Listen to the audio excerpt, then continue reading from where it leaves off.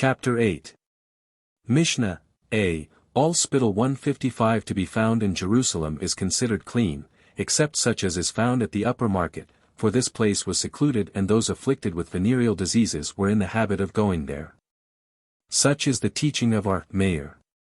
The sages say, in the middle of the street it is at ordinary times unclean, and at the sides of the streets, clean. During the festivals, spittle found in the middle of the street is clean. At the sides it is unclean, because such as are unclean on account of their minority usually walk at the sides of the street. B. All utensils found on the way towards the plunge bath, in Jerusalem, are unclean. Those found on the way from the plunge bath are clean, for they were not carried down to the plunge bath the same way that these were carried up from the plunge bath. So teaches our mayor. R. Jose says, all are clean, with the exception of such baskets, spades, and pickaxes as are used for the bones of the dead. 156. C. If a butchering knife be found on the 14th day of Nisan, a Passover offering may be slaughtered with it forthwith. If it be found on the 13th, it must be again submerged. 157. A severing knife must be submerged both if found on the 13th or 14th. If the 14th, however, fall on a Sabbath, it may be used for slaughtering forthwith. So also if it be found on the 15th, if it be found together with a butchering knife, it is treated just like the latter. D. If a curtain in the sanctuary become defiled through some minor uncleanness, 158. It is submerged on the inside of the outer court, and may be put back in its place. If it become defiled through a principal uncleanness, it must be submerged on the outside and then stretched on the rampart, because sunset must be awaited. At the time it is submerged for the first time, when new, it should be spread out on the roof of the gallery, in order that the people may see the beauty of the work. E. R. Simeon, son of Gamaliel, says in the name of R. Simeon, son of the assistant high priest, that the curtain was 1 span thick, woven on 72 warp cords, each cord twisted out of 20 threads, it was 40 ells long and 20 ells wide, and made, worth, of 82 myriads, dinars. 159. 2 such curtains were made yearly, 300 priests were required to submerge it. F. If meat of the Holy of Holies 160 became defiled, be it through a minor or a principal uncleanness, in the corridor or on the outside, according to the school of Shammai it must all be burnt in the court, in a place appointed for that purpose. Except such as had been defiled by a principal uncleanness on the outside, of the court. According to the school of Hillel, everything is burnt on the outside except such as had been defiled by a minor uncleanness on the inside. G. R. Eliezer says, anything that has become defiled through a principal uncleanness, on the outside or on the inside, is burnt on the outside. Anything that has become defiled through a minor uncleanness, either on the inside or the outside, must be burnt on the inside. R. Akiba says, in the place where a thing became defiled, there must it also be burnt. H. The joints of the daily sacrifice were laid down underneath the half of the altar stairs on the westerly, according to others on the easterly, side, those of the additional offerings on the easterly, others say oil the westerly, side. The sacrifices of the new moon were placed above the railing, others say beneath, on the altar. 161. The payment of Shekalim was only obligatory during the time that the temple stood. The tithes from grain, cattle, and the deliverance of the firstlings were enforced during the existence of the temple and even after the temple. 162. If one sanctify Shekalim or firstlings, they are considered sanctified. R. Simeon says, if one say, firstlings shall be holy, they are not sanctified, because no temple exists. Appendix To Chapter 6, Mishnah A. From the teaching of this Mishnah, we may conclude that the number system of Pythagoras was known and prevailed in the times of the sages of the Mishnah, and accordingly the number, 13 was deemed inauspicious even in the earliest days. Therefore many religious ceremonies were established with the express view of convincing the people of the absurdity of their belief. It also seems probable that the sages themselves entertained the superstition, and that they adopted the number 13 in the religious ceremonies as a cure for the mischief believed to have been produced by the inauspicious number. Tract Rosh Hashana. Introduction. Notwithstanding the fact that in the history of every nation, especially such as has ever attained to an established form of government, the calendar is a matter of great importance. The scriptures do not in any manner treat of the Jewish calendar. There cannot even be found a fixed time whence the commencement of the year should be reckoned, although there is this passage in Exodus 12:2, "This month shall be unto you the chief of months, the first shall it be unto you of the months of the year." Doubtless this may be assumed to point to the month of Nisan, about April, as not only the most important month, but also as the beginning of the year. In another passage, Exodus 23:16, however, we find it written, "And the feast of ingathering, tabernacles, at the conclusion of the year." This would be a palpable contradiction to the previous passage, were it not for the fact that the words, Betzith Hashana, rendered as, at the conclusion of the year, in the quoted passage can be, with perfect accuracy, translated, during the year. While such a translation would clear away all doubt as to Nisan being the beginning of the year, it could under no circumstances be applied to the Feast of Tabernacles, which is neither, at the conclusion of the year nor, during the year, in the sense, when the year has advanced, if the beginning of the year be Tishri, about September. Hence the passage should be translated, "And the feast of the ingathering, which had been completed at the conclusion of the year, i.e., in the months preceding the month of Tishri." In the face of these contradictory terms, we must revert to historical facts which would support one or the other of the above assertions, and we find, that not only the Egyptian rulers, but also the Jewish kings since the time of Solomon, counted the beginning of the year of their accession from the month of Nisan, while other Eastern potentates, such as the Armenian and Chaldean kings, counted the commencement of their year of accession from Tishri. It is not certain whether the Israelites, after their conquest of Canaan, computed their calendar in conformity with that of the country whence they came or with that of the country they had conquered. But it is plain that in the Mishnaic period, or after the erection of the Second Temple, they counted the beginning of the year from Tishri. It may be, however, that their kings, following the example of their predecessors, commenced counting the year of their accession from Nisan, and in all civil contracts and state documents, according to the existing custom, used dates to agree with Nisan as the first month of the year. On the other hand, the priestly tithes, during the days of the erection of the Second Temple, were payable in Elul, about August, which was considered the expiring season of the year.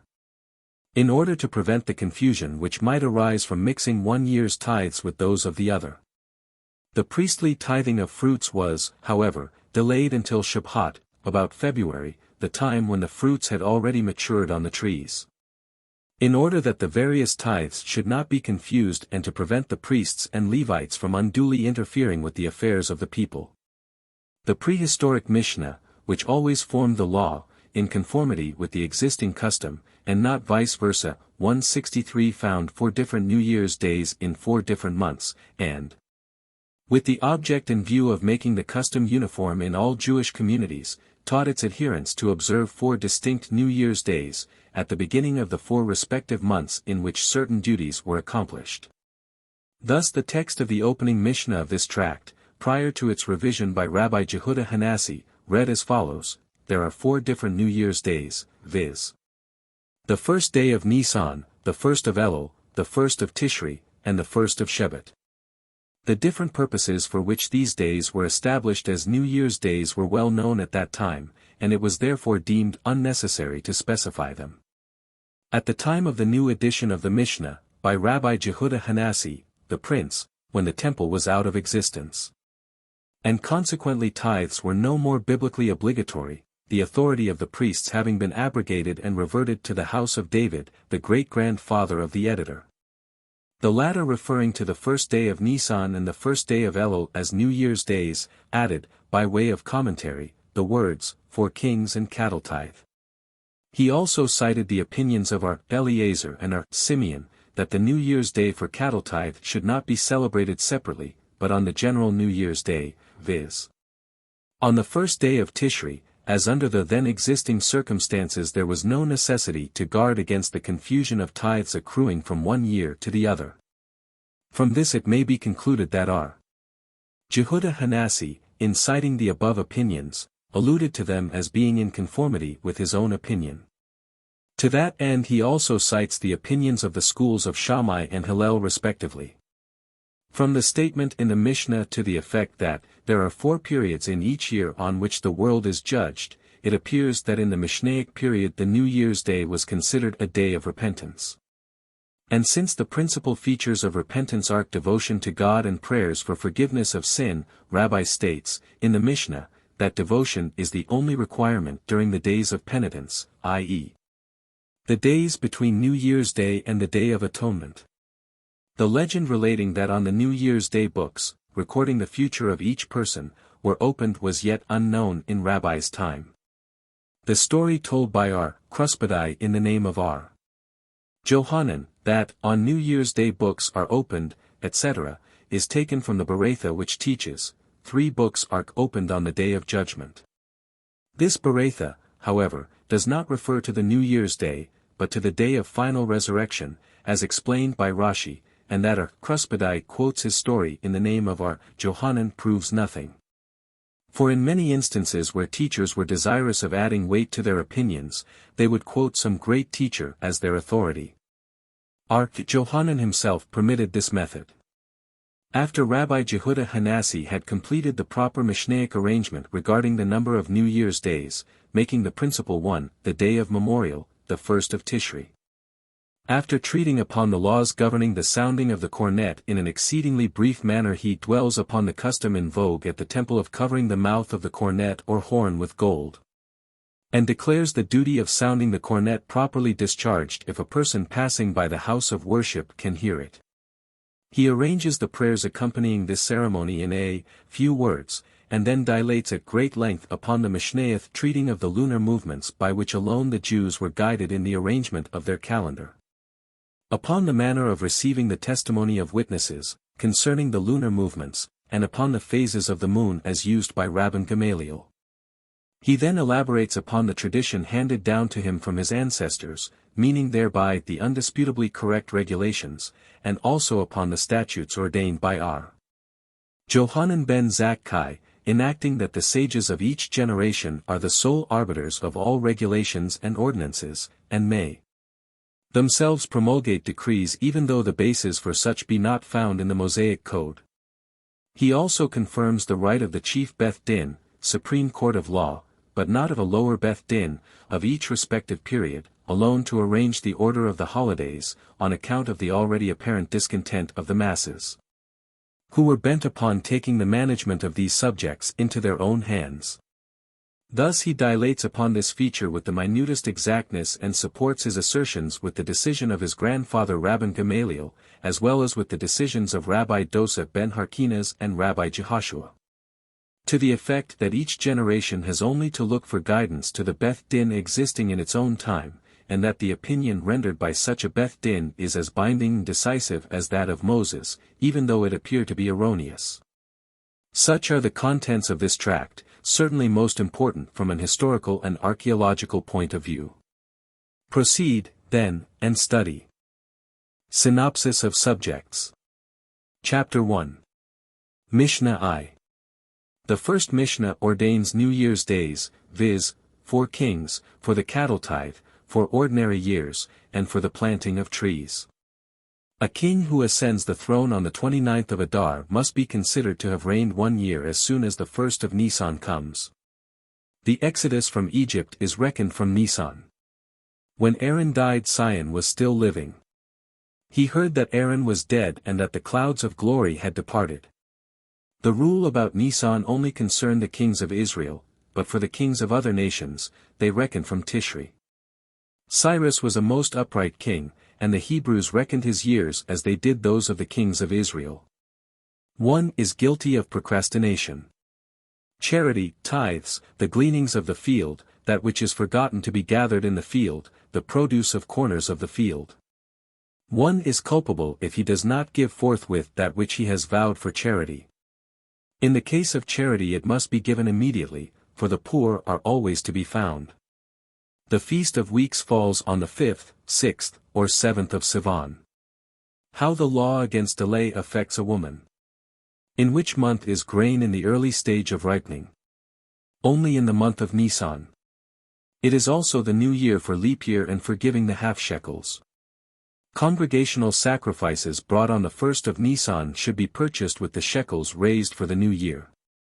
He who lets a house to another for a year must count the year as 12 months from day to day. But if the lessee says, I rent this house for this year, even if the transaction takes place on the 1st of Adar, as soon as the 1st of Nisan arrives, the year of rental has expired. The 1st of Tishri is the new year for divine judgment.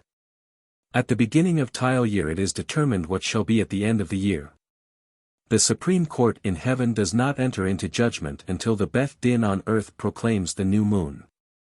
Israel enters for judgment first. If a king and a congregation have a lawsuit, the king enters first. From New Year's Day until the Day of Atonement, slaves used not to return to their own homes. Neither did they serve their masters, but they ate and drank and rejoiced, with the crown of freedom on their heads. R. Eliezer says that the world was created in Tishri. R. Joshua says that the world was created in Nisan. Says R. Joshua, God grants the righteous the fulfillment of the years of their life to the very month and day. Sarah, Rachel, and Hannah were visited on New Year's Day. Joseph was released from prison on New Year's Day. On New Year's Day the bondage of our fathers in Egypt ceased. The Jewish sages fixed the time of the flood according to our Eliezer, and the solstices according to our Joshua, but the sages of other nations fixed the time of the flood also as our Joshua does. Whoso vows to derive no benefit from his neighbor for a year must reckon, for the year, 12 months, from day to day. But if he said, for this year, if he made the vow even on the 29th of Elul, as soon as the 1st of Tishri comes, that year is complete. The new year for giving tithes is for a tree from the time the fruits form. For grain and olives, when they are 1/3 ripe, and for herbs, when they are gathered. Our Akiba picked the fruit of a citron tree on the 1st of Shabbat and gave 2 tithes of them. Mishnah 2. At 4 periods in each year the world is judged. All are judged on New Year's Day and the sentence is fixed on the Day of Atonement. R. Nathan holds man is judged at all times. God said, offer before me the first sheaf of produce on Passover, so that the standing grain may be blessed unto you. Recite before me on New Year's Day the Machiath, that you proclaim me king, the Zikronoth, that your remembrance may come before me for good, and how shall this be done? By the sounding of the cornet. 3 circumstances cause a man to remember his sins. 4 things avert the evil decree passed, by God, on man, viz., charity, prayer, change of name, and improvement. Some add to these for a 5th change of location. 3 books are opened on New Year's Day, one for the entirely wicked, one for the wholly good, and one for the average class of people. The school of Hillel says, the most compassionate inclines, the scale of justice, to the side of mercy. Who are those who inspire their fellow men with dread of them? A leader of a community who causes the people to fear him overmuch, without furthering thereby a high purpose. The legend how our Joshua fell sick and our Papa went to visit him. The Holy One, blessed be he, wrapped himself, as does one who recites the prayers for a congregation, and pointing out to Moses the regular order of prayer, said to him, whenever Israel sins, let him pray to me after this order. And I shall pardon him. Prayer is helpful for man before or after the decree has been pronounced. The legend of a certain family in Jerusalem whose members died at 18 years of age. They came and informed our Johanan ben Zakkai. The Creator sees all their hearts, at a glance, and, at once, understands all their works. Mishnah 3. Messengers were sent out in the following 6 months, in Nisan, Ab, Elul, Tishri, Kislev, and in Adar. The legend of the king of Syria who had earlier issued a decree forbidding the study of the Torah among the Israelites, or to circumcise their sons, and compelling them to desecrate their Sabbath. Judah b. Shammua and his friends cried aloud, O heavens! Are we not all brethren? Are we not all the children of one father, etc.? Samuel said, I can arrange the calendar for the whole captivity. Rabbah used to fast 2 days for the Day of Atonement. Once it happened that he was right, 29-34. Mishnahs 4-7. For the sake of the new moon, of the 2 months Nisan and Tishri, witnesses may profane the Sabbath. Formerly they profaned the Sabbath for all new moons, but since the destruction of the temple they instituted that witnesses might profane the Sabbath only on account of Nisan and Tishri. It once happened that more than 40 pair of witnesses were on the highway to Jerusalem on the Sabbath. Shagbar, the superintendent of Gader, detained them, and, when Gamaliel heard of it, he sent and dismissed him. It once happened that Tobias the physician, his son, and his freed slave saw the new moon in Jerusalem. The explanation of the passage Exodus 12:1, by Simeon and the rabbis. Who are incompetent witnesses? Gamblers with dice, etc. Chapter 2. Mishnahs I-4. If the Beth Din did not know the witness, another was sent with him to testify in his behalf. It once happened that Neharai went to Usha on the Sabbath to testify to the character of one witness. The legend how the Boethusians appointed false witnesses. Formerly bonfires were lighted, to announce the appearance of the new moon, but when the Cuthians practiced their deceit it was ordained that messengers should be sent out. There are 4 kinds of cedars. The whole country looked like a blazing fire. Each Israelite took a torch in his hand and ascended to the roof of his house. Great feasts were made for the witnesses, in order to induce them to come frequently. How were the witnesses examined? The sun never faces the concave of the crescent or the concave of a rain bow. If the witnesses say, we have seen the reflection of the moon in the water, or through a metal mirror, or in the clouds, their testimony is not to be accepted. The chief of the Beth Din says, the new moon, is consecrated, and all the people repeated after him, it is consecrated, it is consecrated. Pelamo teaches, when the new moon appeared at its proper time, they used not to consecrate it. Mishnahs V-6. Gamaliel had on a tablet, and on the wall of his upper room, illustrations of the various phases of the moon. Is this permitted? Yeah, he had them made to teach by means of them. It happened once, that 2 witnesses came and said, we saw the moon in the eastern part in the morning and in the western part in the evening. Johanan b. Nuri declared them to be false witnesses. 2 other witnesses came and said, we saw the moon on its proper day, but could not see it on the next evening. Gamaliel received them, but Dosa b. Harkinas said, they are false witnesses. Joshua approved his opinion. Upon this, Gamaliel ordered the former to appear before him on the Day of Atonement, according to his computation, with his staff and with money. What Joshua did, and what Akiba and Dosa b. Harkinas said about it. What Hiah said when he saw the old moon yet on the morning of the 29th day. Rabbi said to Hiah, go to Intab and consecrate the month, and send back to me as a password, David the king of Israel still lives. The consecration of the moon cannot take place at a period less than 29.5 days, 2/3 and .0052, i.e., 73 halakim, of an hour. Even if the commonest of the common is appointed leader by a community, he must be considered as the noblest of the nobility. A judge is to be held, in his days, equal in authority with the greatest of his antecedents. Gamaliel said to Joshua, happy is the generation in which the leaders listen to their followers, and through this the followers consider it so much the more their duty, to heed the teachings of the leaders. Chapter 3. Mishnah I. If the Beth Din and all Israel saw the moon on the night of the 30th day, but there was no time to proclaim, it is consecrated, before it has become dark, the month is intercalary. When 3 who formed a Beth Din saw it, 2 should stand up as witnesses and substitute 2 of their learned friends with the remaining 1, to form a Beth Din. No greater authority than Moses, our master, yet God said to him that Aaron should act with him. No witness of a crime may act as judge, but in civil cases he may. Mishnahs 2-4. Concerning what kind of cornets may be used on New Year's and Jubilee days.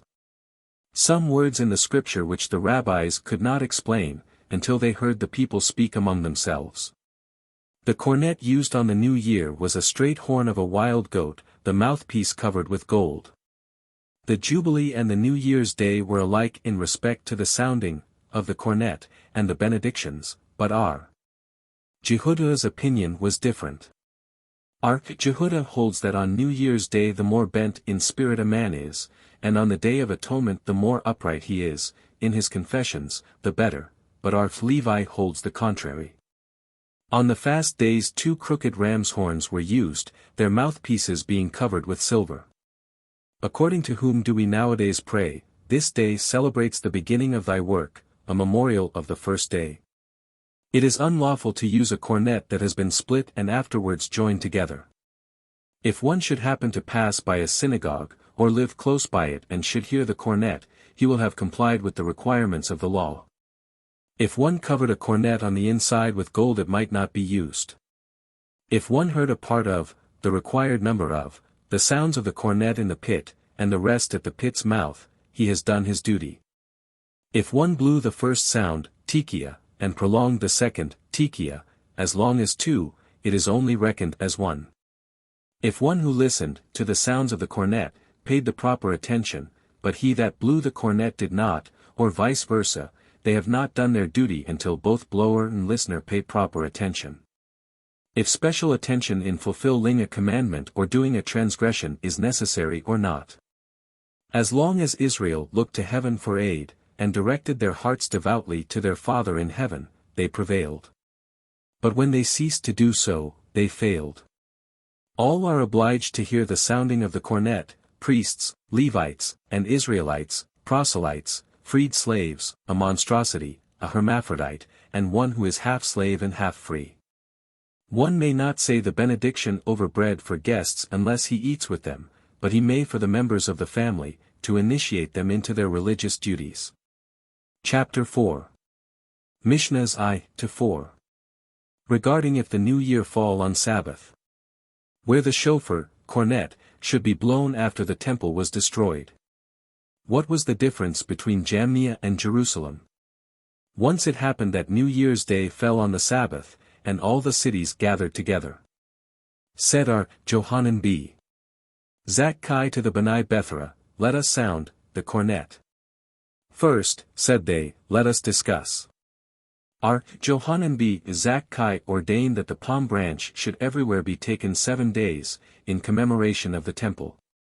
Since the destruction of the temple, R. Johanan b. Zakkai ordained that it should be prohibited, to eat of the new produce, the whole of the day of waving, the sheaf offering. Once the witnesses were delayed in coming, and they disturbed the song of the Levites.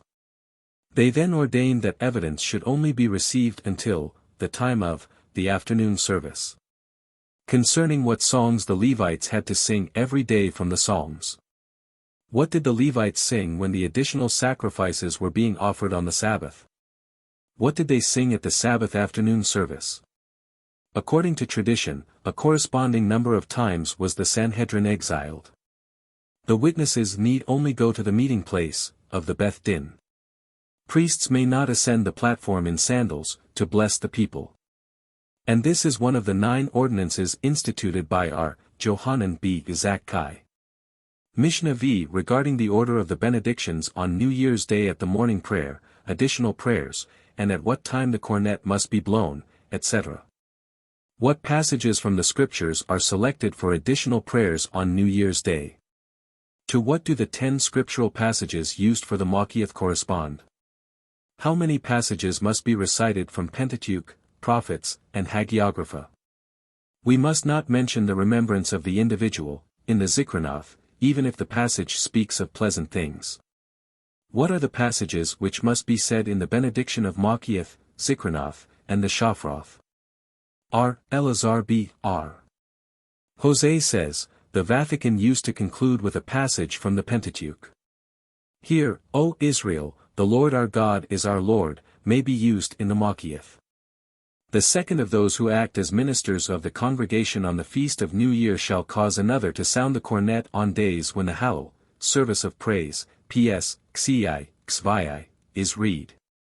We are permitted to occupy ourselves with teaching, children, until they learn, to sound the cornet, even on the Sabbath. The order, and how many times it must be blown, also, the different sounds and the names of them. How all this is deduced from the Bible, and the difference of opinions between the sages. Generally the soundings of the cornet do not interfere with each other, nor do the benedictions, but on New Year's Day and the Day of Atonement they do. R. Papa B. Samuel rose to recite his prayers. Said he to his attendant, when I nod to you, sound, the cornet, for me. Rabbah said to him, that this may only be done in the congregation. A man should always first prepare himself for prayer, and then pray. Ark Jehudah prayed only once in 30 days. Chapter 1. The ordinances about the New Years of the Jewish calendar, the messengers that were sent out from Jerusalem, and at which period of the year the world is divinely judged. Mishnah I, there are 4 New Year days, viz. The first of Nisan is New Year 4, the Ascension of Kings, and 4, the regular rotation of festivals. 160 for the first of Elul is New Year for the cattle tithe. 165, but according to our Eliezer and our Simeon, it is on the first of Tishri.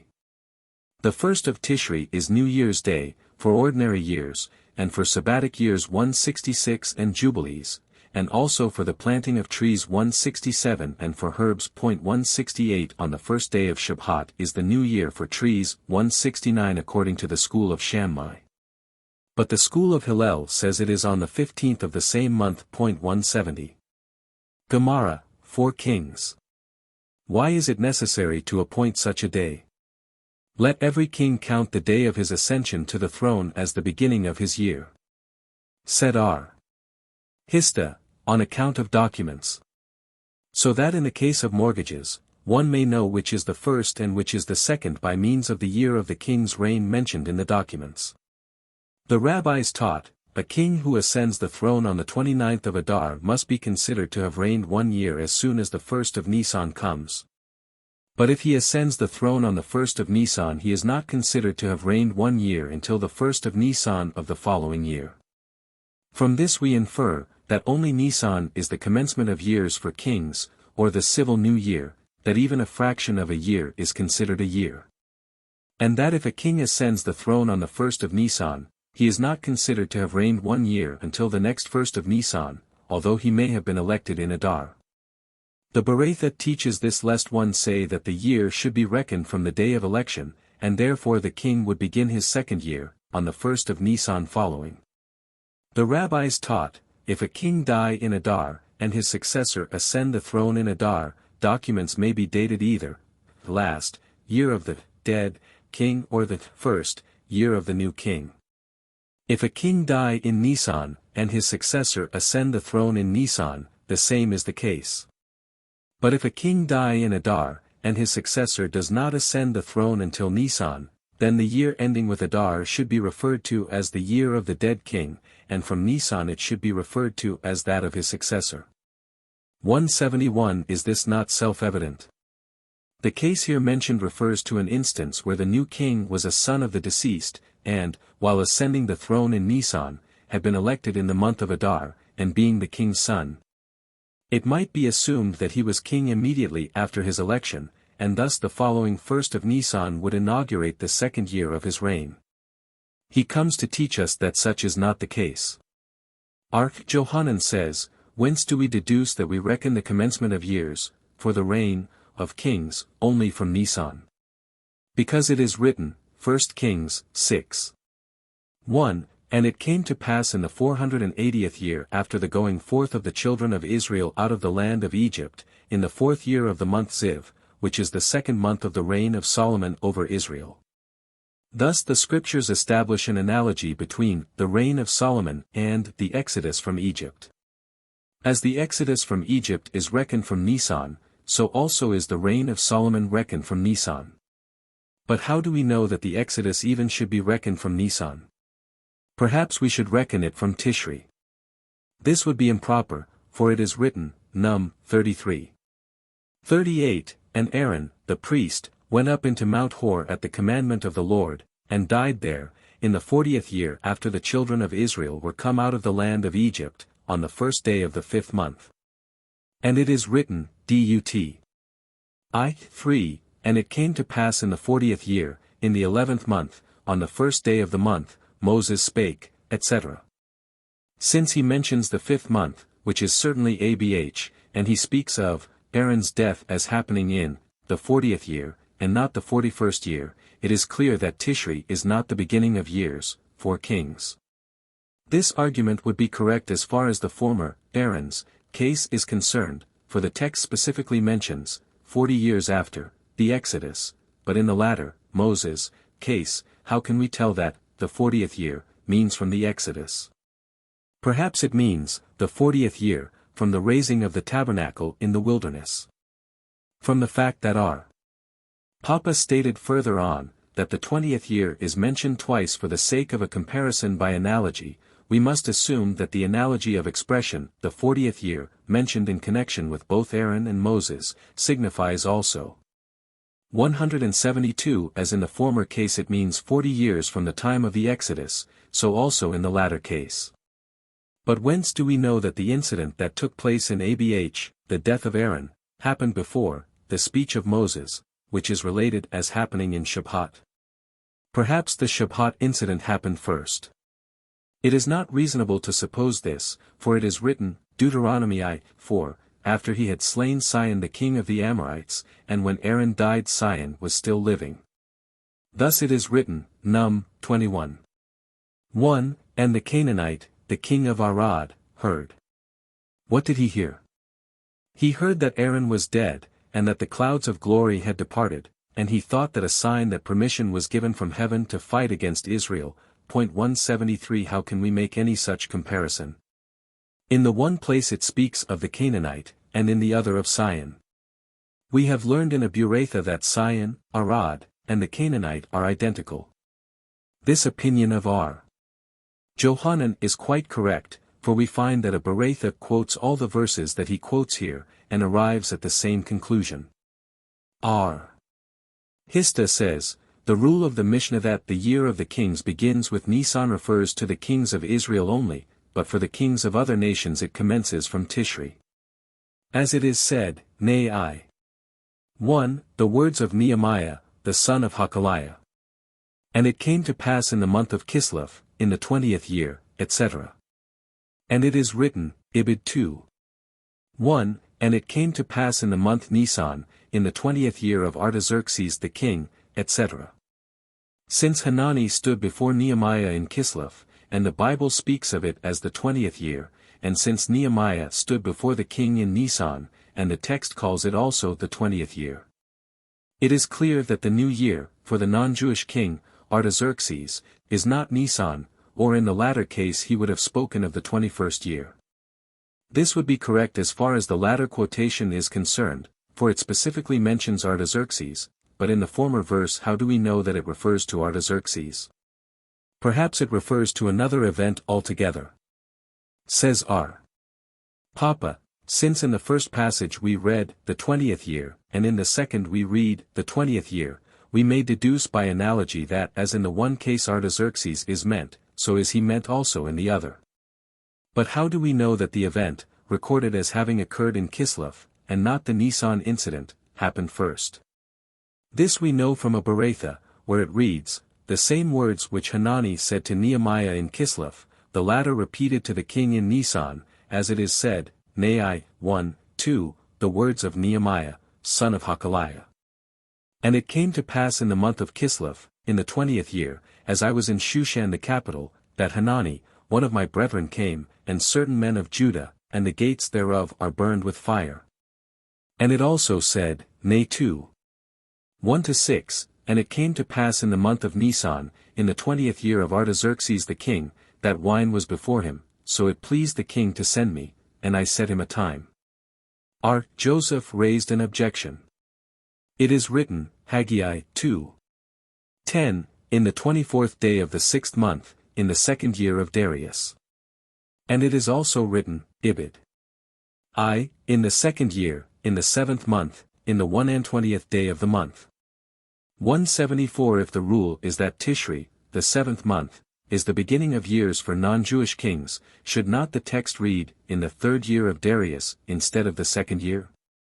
R. Abahu answered, Cyrus was a most upright king, and the Hebrews reckoned his years as they did those of the kings of Israel, beginning with Nisan. R. Joseph opposed this.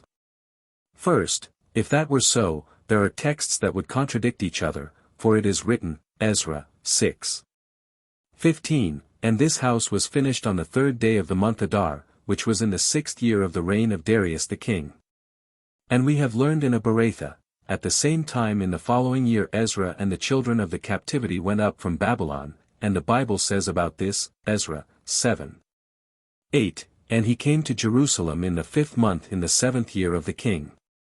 But if the rule is, that for Cyrus the year began with Nisan and not Tishri, should not the text say, the 8th year, since the 1st day of Nisan, the beginning of another year, intervenes between the 3rd of Adar and the month of Abh? Secondly, how can these texts be compared? In the one place it speaks of Cyrus, and in the other of Darius. We have learned in a Beretha that Darius, Cyrus, and Artaxerxes are all one and the same person. And for festivals. Do then the festivals commence on the 1st of Nisan? Do they not begin on the 15th of that month? R. Hista answered, the Mishnah means that Nisan is, the month that contains that festival which is called the New Year for festivals, viz. Passover. What difference does it make, in practice? It makes a difference to one who has made a vow, because through this festival he becomes culpable of breaking the law, thou shalt not slack to pay. 175. And this is according to the opinion of R. Simeon, who says, that, before one is guilty of delay, the 3 festivals must have passed by in their regular order, with Passover as the first, of the 3. Thus was also the dictum of R. Simeon ben Jokai, who stated that the law against procrastination may be violated at times only when 5 festivals had passed by in their regular order, at other times when 4, and again when 3 festivals had passed, i.e. if the vow was made before the feast of Pentecost he becomes guilty of procrastination only when Pentecost, Tabernacles, Passover, and again Pentecost and Tabernacles had passed by. If the vow was made before Tabernacles then he becomes guilty. The rabbis taught, as soon as 3 festivals have passed by and the following duties, or vows, have not been fulfilled one is guilty of procrastination, and these are, the vow of one who says, I will give the worth of myself, to the sanctuary. Or, I will give what I am estimated to be worth, in accordance with Leviticus 27. Or the vow concerning objects, the use of which one has forsworn, or which one has consecrated, to the sanctuary, or sin offerings, guilt offerings, burnt offerings, peace offerings, charity, tithes, the firstlings, the paschal offerings. The gleanings of the field, that which is forgotten to be gathered in the field, the produce of the corner of the field. 176. R. Simeon says, the festivals must pass by in their regular order, with Passover as the first. And R. Meir says, as soon as even one festival has elapsed and the vow has not been kept the law is infringed. R. Eliezer ben Jacob says, as soon as 2 festivals have elapsed the law is infringed. But R. Eleazar ben Simeon says, only the passing of the Feast of Tabernacles causes the infringement of the law, whether or not any other festivals have passed by between the making and the fulfilling of the vow.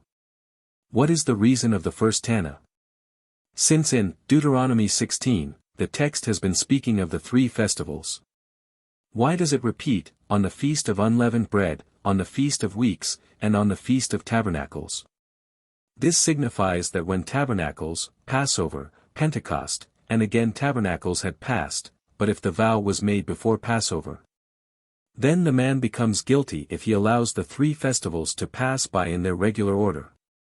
Infer from this that the festivals must pass in the order just mentioned before one is guilty of procrastination. R. Simeon says, it was not necessary to repeat, on the Feast of Tabernacles. Because the text was speaking of that festival, when it mentioned the names of the 3 festivals. Why, then, does it repeat it? To teach us that tabernacles shall be the last of the 3 festivals. Our Mayor arrives at his opinion because it is mentioned of each festival, thou shalt come there, to Jerusalem.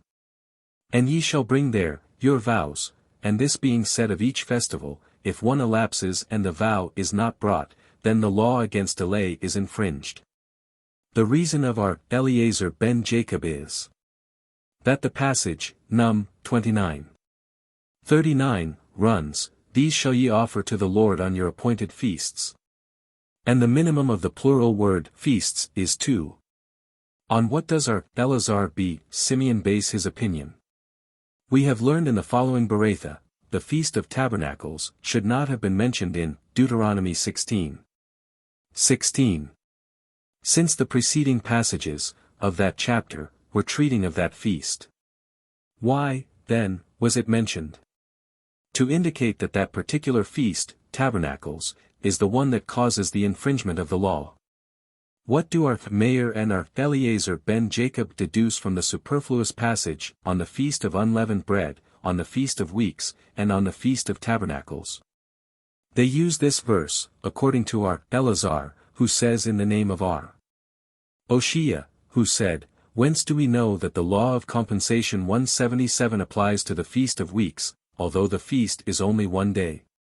For this very reason the Bible repeats the 3 festivals, and he institutes a comparison between Pentecost and Passover, and as the law of compensation applies to Passover for 7 days, so also does it apply to Pentecost for 7 days.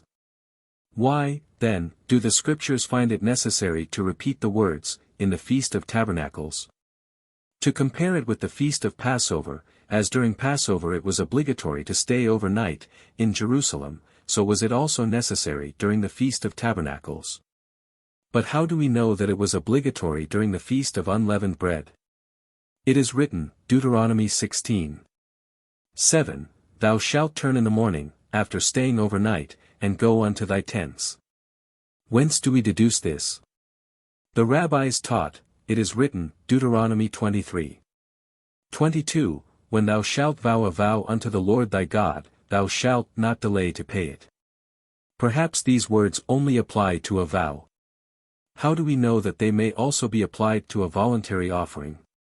In the passage just quoted we read vow, and in another place, Leviticus 7:16, we find, but if the sacrifice of his offering be a vow or a voluntary offering, as in the latter instance the voluntary offering is included, so is also the former. Unto the Lord thy God, i.e., offerings expressed by, I will give the value of myself, etc., and other objects mentioned above, thou shalt not slack to pay it, i.e., the object promised must be given and not anything in exchange for it. 178 For he will surely require it, i.e., the sin, guilt, burnt, and peace offerings, the Lord thy God. These words refer to offerings of charity, tithes, and firstlings. Of thee, this refers to the gleanings, that which is forgotten in the field and the produce of the corner of the field, and it would be sin in thee, i.e., in thee and not in thy sacrifice, which is not thereby invalidated. The rabbis taught, it is written, Deuteronomy 23:24, what is gone out of thy lips, this refers to the positive commandments, of the law, thou shalt keep, refers to the negative commandments. And perform, is a warning to the Beth Din, that they should enforce the laws, according as thou hast vowed, refers to vows, to the Lord thy God, refers to sin, guilt, burnt, and peace offerings, voluntarily, means just what it is. Which thou hast spoken, refers to the sanctified objects devoted to the temple for repairs, etc., with thy mouth, refers to charity. Says Rabbah, one is culpable if he does not give forthwith that which he has vowed for charity. Why so? Because there are always poor people, needing immediate help. Is this not self-evident? One might suppose that, since the law prohibiting delay is found in connection with the duty of giving charity and also of bringing the various voluntary offerings, it would apply to both. And it would not be infringed until the 3 festivals had elapsed. He comes to teach us that charity and sacrifices are different. In the latter case the infringement of the law depends on the festivals, but in the case of charity it must be given immediately, for the poor are always to be found. And Rabbah said again, as soon as 3 festivals have passed, and one has not brought his offering, he daily transgresses the law against delay. An objection was raised. As soon as a year, containing 3 festivals or not, has passed, he that does not bring his offering, be it a firstling or any of the holy offerings, transgresses daily the law against delay. It is quite possible that the 3 festivals may elapse and yet a year may not go by, i.e., from Passover till Tabernacles is only 7 months, but how can it happen that a year may pass and the 3 festivals should not occur, in that time? It may happen according to those who say, that the 3 festivals must elapse, in their regular order, but according to those who do not say, that the 3 festivals must go by, in their regular order, how can such a case occur?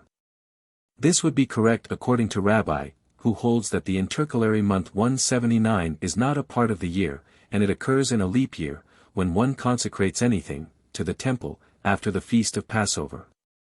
For when the end of the 2nd Adar has arrived, year, of 12 months, has elapsed, yet the 3 festivals have not passed by in their regular order. But how can such a case occur according to the rabbis? It can happen as R. Shemaiah teaches, Pentecost falls on the 5th, 6th, or 7th of Sivan.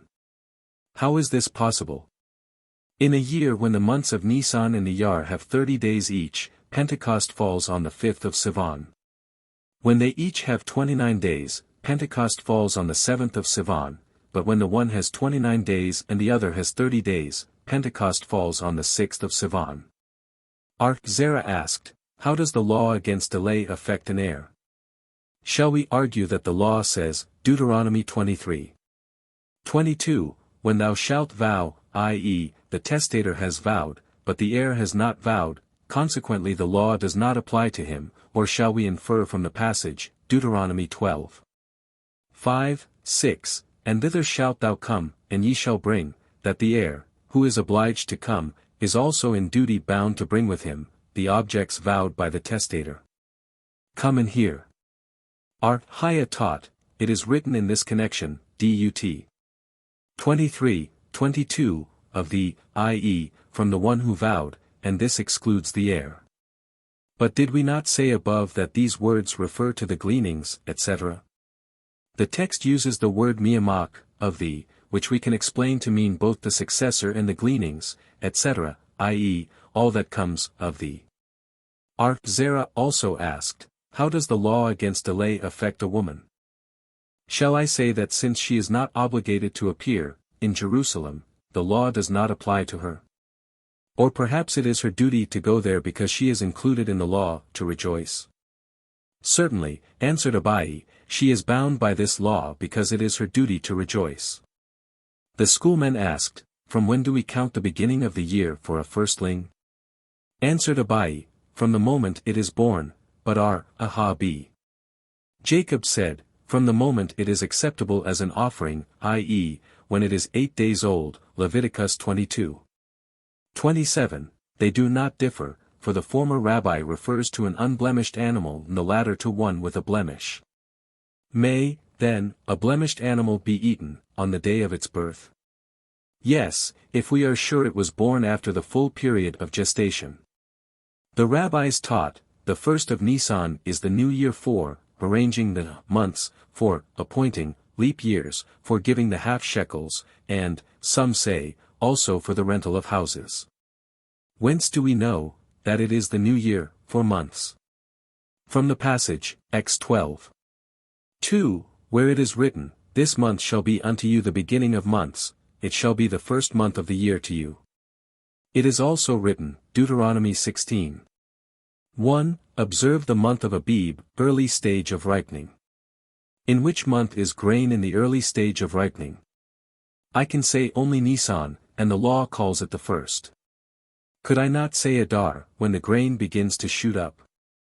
Nay, for the grain must be ripening during the major portion of the month, and in Adar it is not. Is it then written that the grain must be ripening the major portion of the month? Therefore, says Rabbina, the sages do not find the rule of calling Nisan the first month in the Pentateuch, but in the book of Esther, where it is clearly stated, Esther 3:7, in the first month, that is, the month Nisan. For leap years. Do we, then, count leap years from Nisan? Does not a Beretha teach us that Adar only is the intercalary month? Answered our Naaman b. Itzhak. The words, for leap years, mean here the termination of leap years, 180, and our Tana speaks of the beginning of the leap year and not the end. For giving the half shekels. Whence do we deduce this? Said our Yoshia, in Num 28:14, this is the burnt offering of the new moon throughout the months of the year. The scriptures say, proclaim it a new month, and also bring a sacrifice from the new products. We make a comparison between the words year used in this passage and in X 12:2, it shall be the first month of the year to you, and deduce that they both refer to Nisan. R. Jehudah says in the name of Samuel, it is required that the congregational sacrifices 181 brought on the first of Nisan should be purchased with the shekels collected for the new year. But if the sacrifice was bought with the funds obtained from the former year's funds, it is acceptable, yet the law was but imperfectly complied with. We have also learned the same in a Beretha with the addition that, if an individual offers from his own property, proper objects for the congregational sacrifices, they are acceptable, but he must first present them to the congregation. Is this not self-evident? Nay, it may be feared that one will not give them to the congregation with a free will, and this, he teaches us, is not worthy of consideration. And the reason that our Tana does not mention that Nisan is a new year for the giving of shekels also, is because it is said above that if one has brought an offering, from the old funds, he has done his duty. Therefore he could not make Nisan absolutely binding as a new year for the sacrifices. It is said above, and some say also for the rental of houses. The rabbis taught, he who lets a house to another for a year, should count the year as 12 months from day to day. But if the lessee says, I rent this house, for this year, even if the transaction takes place on the 1st of Adar, as soon as the 1st of Nisan arrives, the year of rental has expired. Can you not say Tishri is the beginning of the year for such transactions? Nay, it is generally understood that if a man rents a house in the autumn he rents it for the whole of the rainy season, winter. And the Tana of the first part of the above Beretha, who does not fix Nisan as the month for rentals, and also our Tana both are of the opinion that in Nisan too, bad weather sometimes prevails, and therefore Nisan and Tishri are alike in this respect. On the 1st of Elul is the new year for the cattle tithes. According to whose opinion is this? Says our Joseph, it is according to Rabbi's own opinion which he formed in accordance with the opinions of different Tanaim. With regard to the festivals he holds with our Simeon, and with regard to the cattle tithe he holds to the opinion of our Meir. If that is so, are there not 5 beginnings of years instead of 4? Rabbah answered that the Mishnah mentioned only the 4, which are not disputed by any one. According to our Meir there are 4, if that, for the festivals, be excluded, and according to our Simeon there are 4, if that, for the cattle tithes, be excluded. Our Naaman bar Itzhak, however, says, no such explanation is needed, the Mishnah means that there are 4 months, in which there are, or may be, many beginnings of years.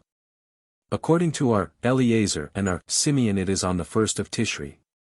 Our Johanan says, both of them deduce their opinion by various interpretations of the same scriptural passage. It is written, Psalms, LXV 14, the meadows are clothed with flocks, the valleys also are covered with corn, men shout for joy, they also sing. Our Meir thinks, this is the interpretation of these words, when are the meadows clothed with flocks? At the season when the valleys are covered with corn. And when are the valleys covered with corn? About the time of Adar. The flocks conceive in Adar and produce their young in Abh. Consequently the beginning of the year, for the cattle tithe, is Elul. Our Eleazar and our Simeon, however, say, when are the meadows clothed with flocks? At the season when they shout and sing. When do the ears of corn seem to send up a hymn of praise? In Nisan. Now, the sheep conceive in Nisan and produce in Elul, consequently the beginning of the year, for their tithe, is Tishri. But Rabbah says, all agree that only Adar is the time when the meadows are clothed with flocks, and the valleys are covered with corn. But they differ about this passage, Deuteronomy 14:22, thou shalt truly tithe, literally, thou shalt tithe in tithing, and we see that the text here speaks of two tithes, viz., of cattle and of grain. R. Mayer thinks that the following comparison may be instituted between the two, just as the tithe of grain must be given in the month nearest to the time it is reaped. So that of cattle must be given in the month nearest to the one in which they are born, Elul. Our Eleazar and our Simeon, however, are of the opinion that another comparison may be instituted between these tithes, viz., just as the beginning of the year for giving the tithe of grain is Tishri, so also is Tishri for that of cattle. The first of Tishri is the New Year's Day for ordinary years. For what purpose is this rule? Answers are Zerah, to determine the equinoxes, and solstices, and this agrees with the opinion of R. Eleazar, who says that the world was created in Tishri, but our Naaman says, it is the new year, for divine judgment, as it is written, Deuteronomy 11:12, from the beginning of the year till the end of the year, i.e. at the beginning of the year it is determined what shall be at the end of the year. But whence do we know that this means Tishri? It is written, Psalms 81:3, blow on the new moon the cornet at the time when it, the new moon, is hidden 182 on our solemn feast day. What feast is it on which the moon is hidden? We can only say Rosh Hashana, New Year's Day, and of this day it is written, Ibid v. For it is a statute unto Israel, a judgment day, for the God of Jacob. The rabbis taught, it is a statute unto Israel, whence we infer that the heavenly court of judgment does not enter into judgment until the Beth Din on earth proclaims the new moon. Another Bereitha states, it is written, it is a statute unto Israel. From this it appears that, New Year's Day is a day of judgment, only for Israel. Whence do we know it is so also for other nations? Therefore it is written, it is the day of judgment of the God of Jacob, the universal God. Why, then, is Israel mentioned? To inform us that Israel comes in for judgment first. This is in accordance with the saying of R. Hista, if a king and a congregation have a lawsuit, the king enters first, as it is said, 1 Kings 8:59, the cause of his servant, King Solomon, and the cause of his people. Why so? Because it is not customary to let a king wait outside. For the computation of Sabbatic years. On what scriptural passage is this based?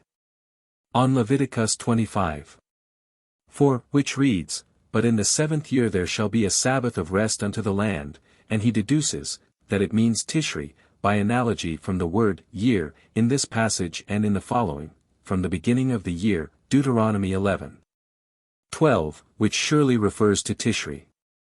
And Jubilees. Do, then, Jubilees begin on the 1st of Tishri? Do they not begin on the 10th, as it is written, Leviticus 25:9, on the day of atonement shall ye make the cornet sound throughout all your land? Our Mishnah is in accordance with our Ishmael the son of our Johanan ben Beroka of the following Bereitha, it is written, Leviticus 25:10, ye shall sanctify the year, the 50th year. Why was it necessary to repeat the word year?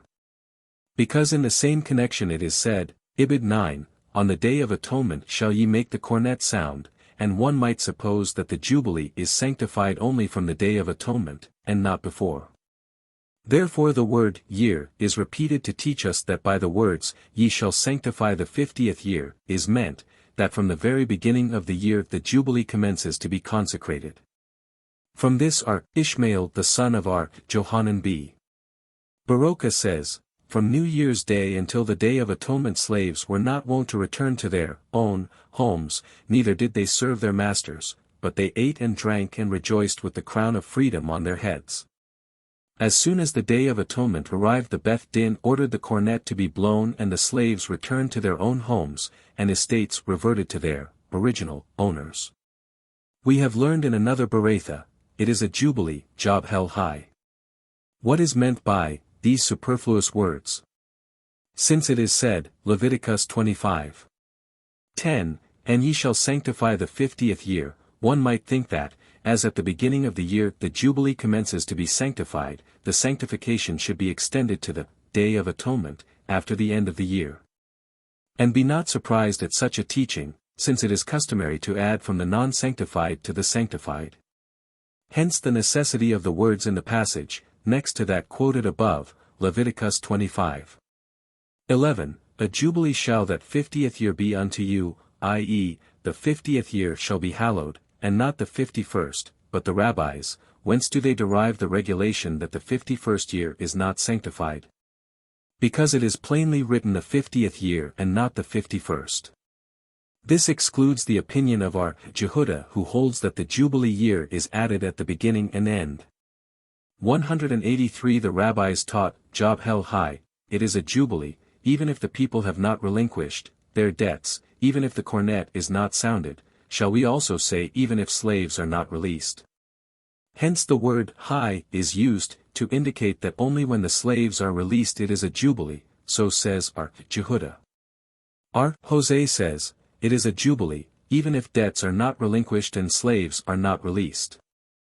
Shall we also say even if the cornet is not sounded?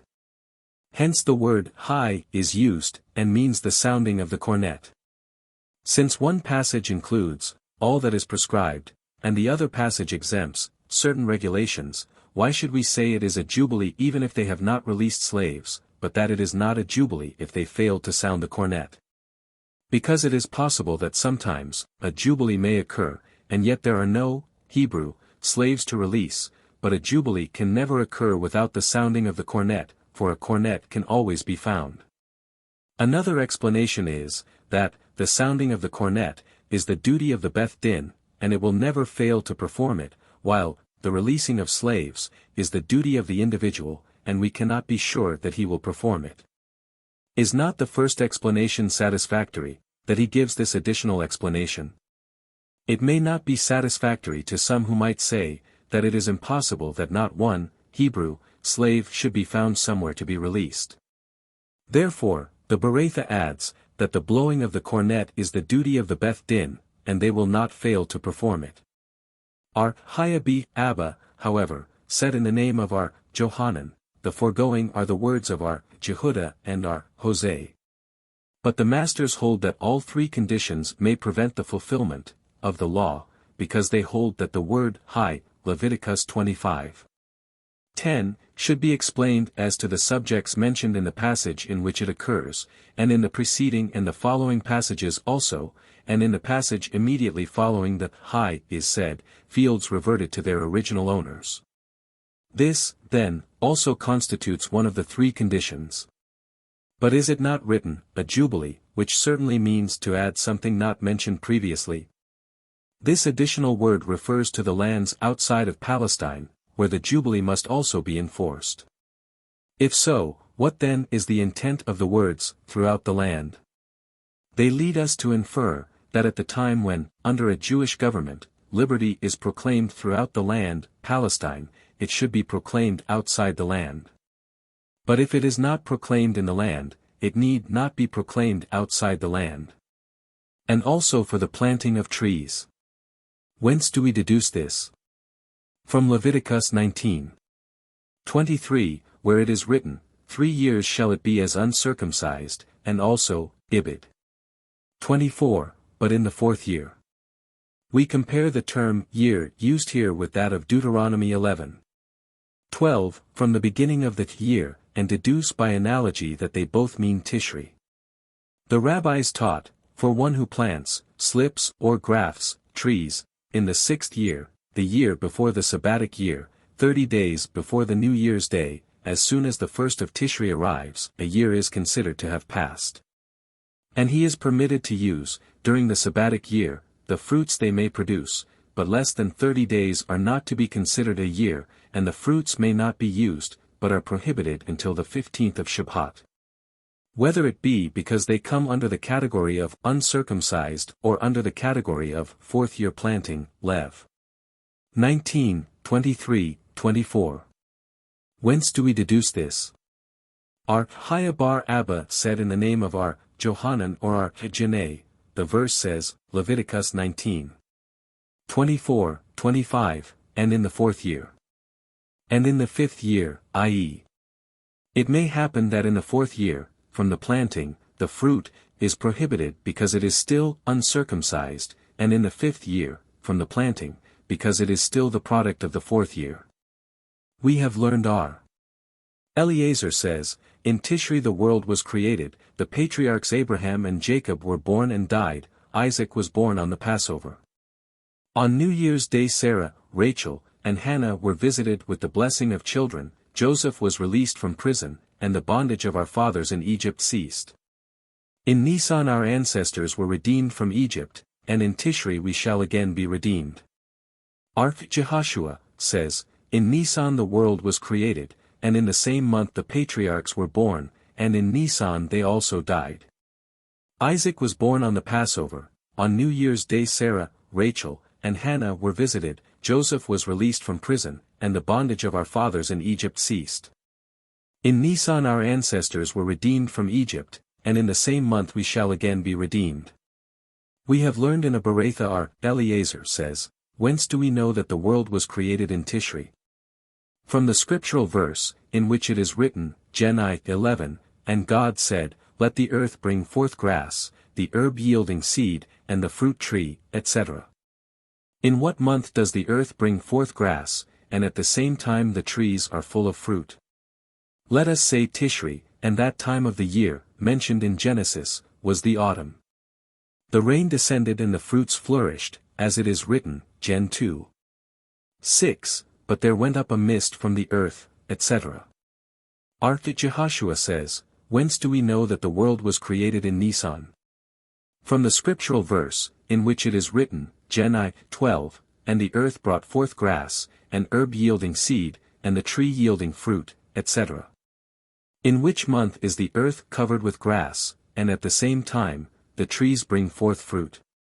Let us say Nisan, and at that time animals, domestic and wild, and birds mate, as it is said, Psalms, LXV. 14, the meadows are clothed with flocks, etc. Further says our Eliezer, whence do we know that the patriarchs were born in Tishri? From the passage, 1 Kings, 8. 2, and all the men of Israel assembled themselves unto King Solomon at the feast, in the month Ethanim, strong, which is the 7th month, i.e., the month in which Ethanim, the strong ones of the earth, the patriarchs, were born. How do we know that the expression Ethan means strength? It is written, Num, 24. 21, Ethan Moshabeka, strong is thy dwelling place, and it is also written, Micah, 6. 2, hear ye, O mountains, the Lord's controversy, and, Vhathanim, ye strong foundations, etc. Arth Jehoshua, however, says, whence do we know that the patriarchs were born in Nisan? From 1 Kings 6. 1, where it says, in the fourth year, in the month Ziv, glory, which is the 2nd month, etc., which means in that month in which the glorious ones of the earth, the patriarchs, were already born. Whether the patriarchs were born in Nisan or Tishri, the day of their death occurred in the same month as that in which they were born, as it is written, Deuteronomy 31.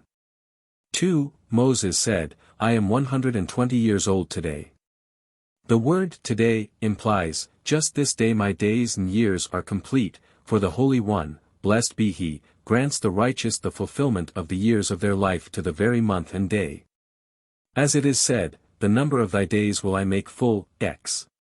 23, 26. Isaac was born in Nisan. Whence do we know this? It is written, Gen 18. 14. At the next festival I will return to thee, and Sarah will have a son. What festival was it when he said this? Shall I say it was Passover, and he referred to Pentecost? That cannot be, for what woman bears children after 50 days gestation? If I say it was Pentecost, and he referred to Tishri, a similar objection might be raised, for who bears children after 5 months gestation? If I say it was Tabernacles, and he referred to Passover, a similar objection may be made, for who bears children in the 6th month of gestation? This last objection could be answered according to the following Beretha. We have learnt that that year was a leap year. And Mar Zutra says that although a child born after 9 months gestation is never born during the month, but only at the end of the required time, still a 7 months child can be born before the 7th month is complete, as it is said, I Sam. I 20, and it came to pass, Li Tekaphath Hayamim, when the time was come about, the minimum of Tekaphath 184 is 2 and of Yamim is also 2, i.e., after 6 months and 2 days gestation, childbirth is possible. Whence do we know that Sarah, Rachel, and Hannah were visited on New Year's Day? Says R. Elazar, by comparing the expression visit that occurs in one passage with the word visit that occurs in another passage, and also by treating the expression remember in the same way. It is written concerning Rachel, Gen XXX. 32, and God remembered Rachel, and of Hannah it is written, I Sam, I, 19, and God remembered her. He institutes an analogy between the word remember used in these passages and in connection with New Year's Day, which is called Leviticus 23. 24, a Sabbath, a memorial, literally, a remembrance, of blowing of cornets. It is also written concerning Hannah, I Sam 2. 21, and the Lord visited Hannah, and of Sarah it is written, Gen 21. 1, and the Lord visited Sarah, and by analogy all these events took place on the same day, New Year's Day. Whence do we know that Joseph was released from prison on New Year's Day? From Psalm 81. In verses 4, 5, it is written, Blow on the new moon the cornet at the appointed time on the day of our feast, for this is a statute for Israel. In verse 5 of the same psalm it is written, As a testimony in Joseph did he ordain it, when he went out over the land of Egypt. On New Year's Day the bondage of our fathers in Egypt ceased. Whence do we know this? It is written, X 6. 6, I will bring you out from under the burdens of the Egyptians, and it is written in Psalms, 81. 6, I removed his shoulder from the burden, i.e., I relieved Israel from the burden of Egypt on the day spoken of in the psalm, viz. New Year's Day. In Nisan they were redeemed, as previously proven. In Tishri we shall again be redeemed. This he deduces by analogy from the word cornet found in the following passages. In Psalm 81. For, it is stated, blow the cornet on the new moon, i.e., on New Year's Day, and in Isa 27. 13, it is written, and on that day the great cornet shall be blown, and as it means New Year's Day in the one place, so does it also in the other. R. Jehoshua says, In Nisan they were redeemed, and in that month we shall be redeemed again. Whence do we know this? From X 12. 42, which says, It is a night of special observance, i.e., a night specially appointed since the earliest times for the final redemption of Israel. The rabbis taught, the Jewish sages calculate the time of the flood according to our Eliezer, and the solstices according to our Jehoshua, but the sages of other nations calculate the time of the flood also as our Jehoshua does. And for herbs. To this a Beretha adds tithes and vows. Let us see. What does he mean by herbs? The tithe of herbs. But are not these included with other tithes? Nay, for the tithe of herbs is a rabbinical institution, while the others are biblical. If so, should he not teach the biblical commandment first? This is no question, because it was pleasing to him, to have discovered that, although the tithe of herbs is only a rabbinical institution, yet it should have a special new year to prevent the confusion of tithes from year to year. He, therefore, gives it precedence. And the Tana of our Mishnah teaches us the rabbinical institution, viz., the new year for herbs, leaving us to infer that if that must be observed, so much the more must the biblical law be followed. The rabbis taught, if one gathers herbs on the eve of New Year's Day before sunset, and gathers others after sunset, he must not give the heave offering or the tithe from the one for the other. For it is prohibited to give the heave offering or tithe from the product of the past year for that of the present, of vice versa. If the second year from the last sabbatic year was just ending and the third year was just beginning, then for the second year he must give the first and second tithes, 185, and for the third year he must give the first and the poor tithes. Whence do we deduce that, in the third year no second tithe was to be given? Jehoshua ben Levi says, in Deuteronomy 26:12, it is written, when thou hast made an end of the tithe of produce in the third year, which is the year of the tithing, i.e., the year in which only one tithe is to be given. What is to be understood by one tithe? The first and poor tithes, and the second tithe shall be omitted. But perhaps it is not so, that the first and poor tithe are one tithe, but that the first tithe shall be also omitted. This cannot be so, for we read, Num. 18:26, the tithe which I have given you from them, for your inheritance, etc. From this we see that, the Scripture compares this tithe to an inheritance, and as an inheritance is the perpetual property of the heir, so also is the first tithe an uninterrupted gift for the Levite. And for vows. The rabbis taught, whoso vows to derive no benefit from his neighbor for a year, must reckon, for the year, 12 months, from day to day. But if he said, for this year, if he made the vow even on the 29th of Elul, as soon as the first of Tishri comes, that year is complete, for he vowed to afflict himself and that purpose, even in so brief a period, has been fulfilled. But perhaps we should say Nisan, should be regarded as the new year in such a case. Nay, in the matter of vows we follow the common practice among men, who generally regard Tishri as the new year. We have learned, Masroth I. 3 we reckon the year for giving the tithe, for carob as soon as it begins to grow, for grain and olives as soon as they are 1/3 ripe. What is meant by, as soon as it begins to grow? When it blossoms. Whence do we know that we reckon the tithe on grain and olives when they are 1/3 ripe? Said our Basi in the name of our Johanan, and the same was said in the name of our Jose of Galilee, it is written, Deuteronomy 31:10, at the end of every 7 years, in the solemnity of the year of release, in the Feast of Tabernacles. What has the year of release to do with tabernacles? It is already the 8th year, because the Bible says, at the end of every 7 years. It is only to tell us that all grain which was 1/3 ripe before New Year's Day must be regarded even in the 8th year as the product of the sabbatic year. And for this we find support in the following Beretha, our Jonathan B. Joseph says, it is written, Leviticus XXV 21, and it shall bring forth fruit for 3 lishlosh years.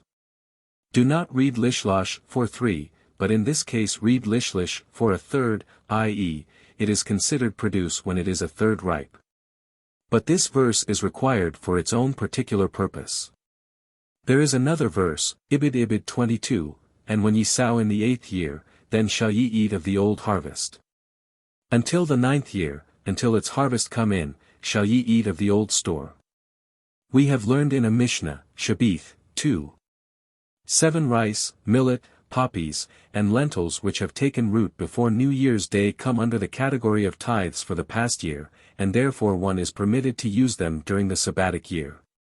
But if they have not taken root, one is forbidden to use them during the sabbatic year, and they come under the category of tithes of the following year.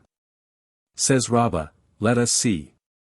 The rabbis say that the year, for giving tithes, begins as follows, for a tree from the time they blossom, for grain and olives when they are 1/3 ripe, and for herbs when they are gathered. Now under which head are the above, rice, etc. classed?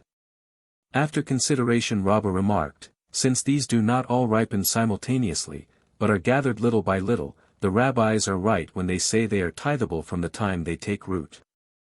We have learned in a Beratha, R. Hosea of Galilee says, it is written, Deuteronomy 16:13, when thou hast gathered in thy corn and thy wine. We infer that as corn and wine, now being gathered, grow by means of the past year's rains, and are tithed as last year's, before New Year's Day, products, so every fruit that grows by the rain of last year is tithable as the last year's produce. But herbs do not come under this category, for they grow by means of the rains of the new year, and they are tithable in the coming year. R. Akiba, however, says that the words, when thou hast gathered in thy corn and thy wine, lead us to infer that as corn and grapes grow chiefly by means of rain, and are tithed as last year's products. So all things that grow chiefly by rain are tithed as belonging to the past year. But as herbs grow even by watering, they are tithed as the next year's products. In what case is this difference of opinion applicable? Said R. Chabuha, in the cases of onions and Egyptian beans.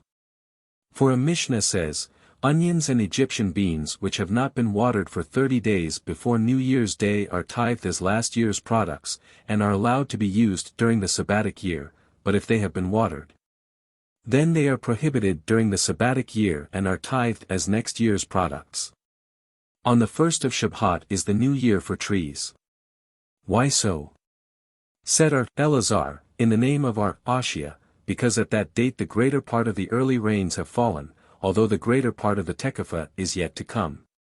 The rabbis taught, it once happened that our Akiba picked the fruit of a citron tree on the 1st of Shabbat, and gave 2 tithes of them, one according to the school of Shammai and one in accordance with the school of Hillel.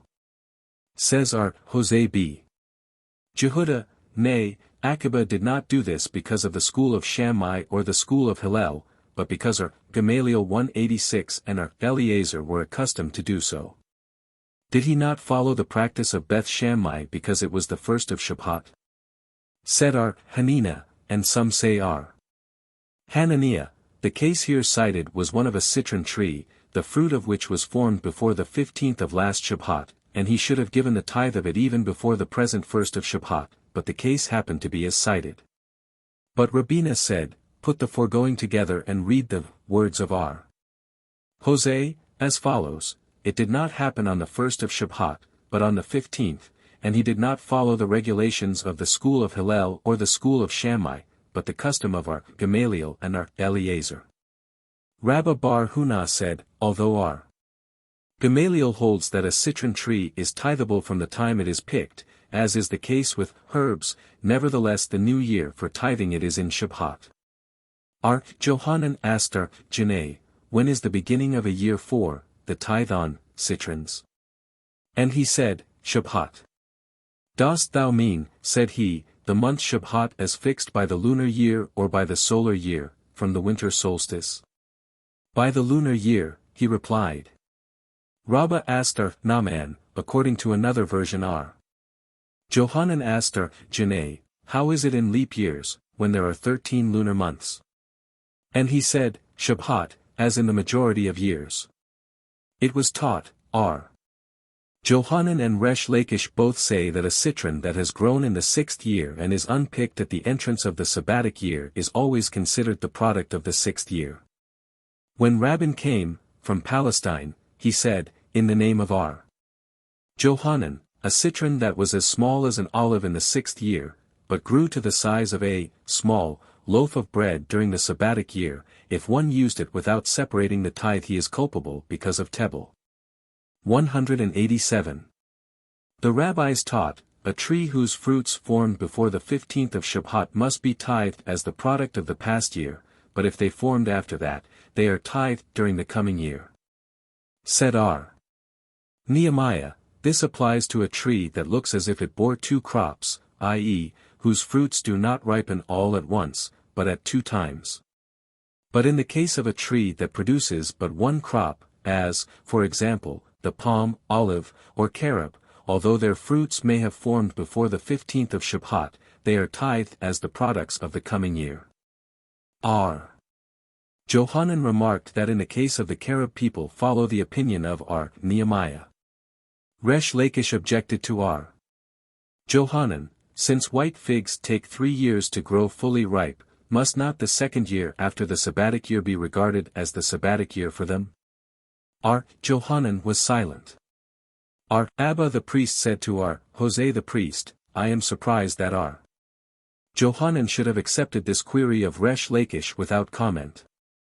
Mishnah, at 4 periods in each year the world is judged, on Passover, in respect to the growth of grain, on Pentecost, in respect to the fruit of trees.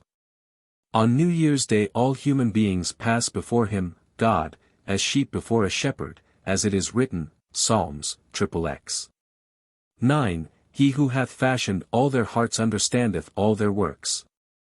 188 And on tabernacles judgment is given in regard to water, rain. Gemara, what grain does the divine judgment affect on the Passover? Does it mean the grain now standing in the field, about to be reaped? At what time, then, were all the accidents that have happened to it until that time destined, by divine will? It does not mean standing grain, but that just sown. Shall we say that only one judgment is passed upon it? Have we learned in a Beretha, if an accident or injury befall grain before Passover it was decreed on the last Passover, but if it happen, to the same grain, after Passover, it was decreed on the immediately preceding Passover. If an accident or misfortune befall a man before the Day of Atonement, it was decreed on the previous Day of Atonement, but if it happened after the Day of Atonement it was decreed on the preceding Day of Atonement. Answered Rabbah, learn from this that judgment is passed twice, in 1 year, before the sowing and before the reaping. Therefore said Abai, when a man sees that the grain which ripens slowly is thriving, he should as soon as possible sow such grain as ripens quickly, in order that before the time of the next judgment it may already have begun to grow. With whose opinion does our Mishnah agree? Not with that of our Meir, nor with that of our Jehudah, nor with that of our Jose, nor with that of our Nathan, nor with the teaching of the following Beretha. All are judged on New Year's Day, and the sentence is fixed on the Day of Atonement. So says our Meir. R. Jehudah says all are judged on New Year's Day, but the sentence of each is confirmed each at its special time: at Passover for grain, at Pentecost for the fruit of trees, at tabernacles for rain, and man is judged on New Year's Day. And his sentence is confirmed on the Day of Atonement. R. Jose says man is judged every day, as it is written, Job 7:18, Thou rememberest him every morning, and our Nathan holds man is judged at all times, as it is written, Ibid, Thou treest him every moment. And if you should say that the Mishnah agrees with the opinion of our Jehudah, and that by the expression, judgment, it means the confirmation of the decree, then there would be a difficulty about man. Said Rabbah, the Tana of our Mishnah is in accordance with the school of our Ishmael of the following Beretha: at 4 periods is the world judged, at Passover, in respect to grain, on Pentecost, in regard to the fruit of trees. On tabernacles, in respect to rain, and on New Year's Day man is judged, but the sentence passed upon him is confirmed on the Day of Atonement, and our Mishnah speaks of the opening of judgment only, and not the final verdict. R. Hista asked, why does not our Jose quote the same passage as our Nathan in support of his opinion? Because trying is not judging. But does not remembering also convey the same idea? Therefore said our Hista, R. Jose bases his opinion on another passage, viz. 1 Kings 8:59, that God may maintain the cause of his servant and the cause of his people Israel every day. Said R. Joseph, according to whom do we pray nowadays for the sick and for faint, scholars, every day? According to our Jose, who maintains that man is judged every day. We have learned in a Beretha, our Jehudah taught in the name of our Akiba. Why does the Torah command, Leviticus 23:10, a sheaf of the first fruits to be brought on the Passover? Because Passover is the period of judgment in respect to grain, and the Holy One, blessed be he, said, Offer before me the first sheaf of produce on Passover, so that the standing grain may be blessed unto you. And why the 2 loaves, Leviticus 23:17, on the Pentecost?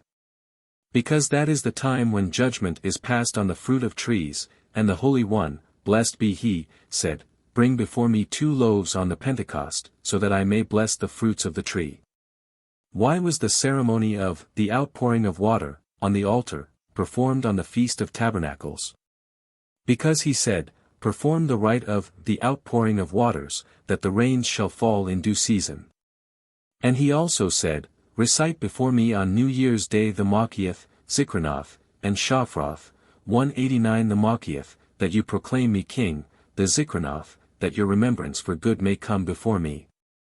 And how shall this be done? By the sounding of the cornet. Abihu said, Why is the cornet made a ram's horn?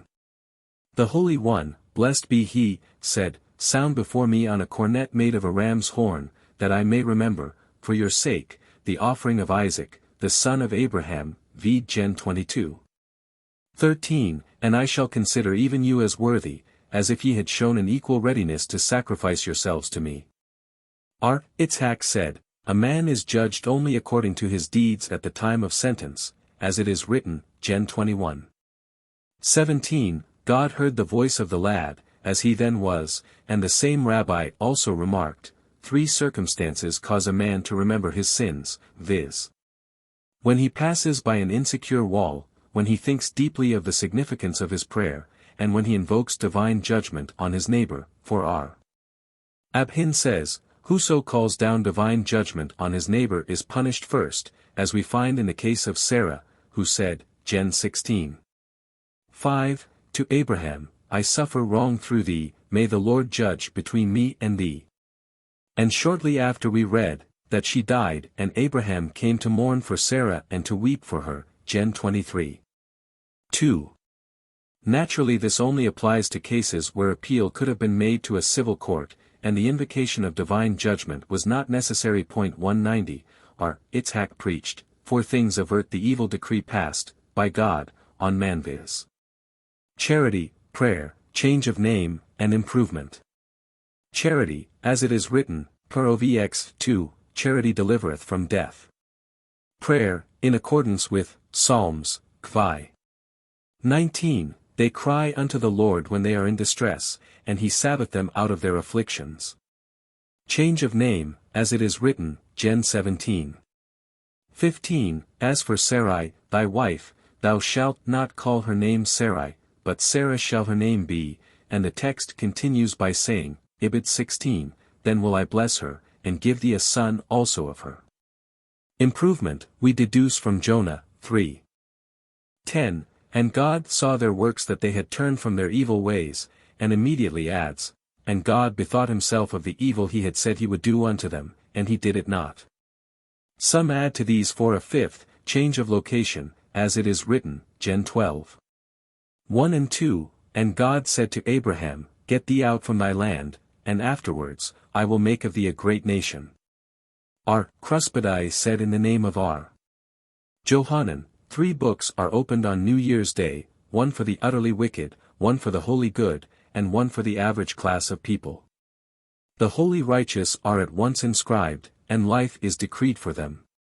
The entirely wicked are at once inscribed, and destruction destined for them. The average class are held in the balance from New Year's Day till the Day of Atonement. If they prove themselves worthy they are inscribed for life, if not they are inscribed for destruction. Said Abhin, whence this teaching? From the passage, Psalms, 69. 29, Let them be blotted out of the book of the living, and they shall not be written down with the righteous. We have learned in a Beratha, the school of Shammai said, There are 3 divisions of mankind at the resurrection, the wholly righteous, the utterly wicked, and the average class. The wholly righteous are at once inscribed, and life is decreed for them, the utterly wicked are at once inscribed, and destined for Gehenna, as we read, Dan 12. 2, And many of them that sleep in the dust shall awake, some to everlasting life, and some to shame and everlasting contempt. The 3rd class, the men between the former 2, descend to Gehenna, but they weep and come up again, in accordance with the passage, Zech 13. 9, And I will bring the 3rd part through the fire, and I will refine them as silver is refined, and will try them as gold is tried, and he shall call on my name, and I will answer him. Concerning this last class of men Hannah says, Isam 2:6, The Lord causeth to die and mocketh alive, he bringeth down to the grave and bringeth up again. The school of Hillel says, The merciful one inclines, the scale of justice, to the side of mercy, and of this third class of men David says, Psalms, Xvi. 1, It is lovely to me that the Lord heareth my voice. In fact, David applies to them the psalm mentioned down to the words, Thou hast delivered my soul from death, Ibid 8. Transgressors of Jewish birth and also of non-Jewish birth, who sin with their body descend to Gehenna, and are judged there for 12 months.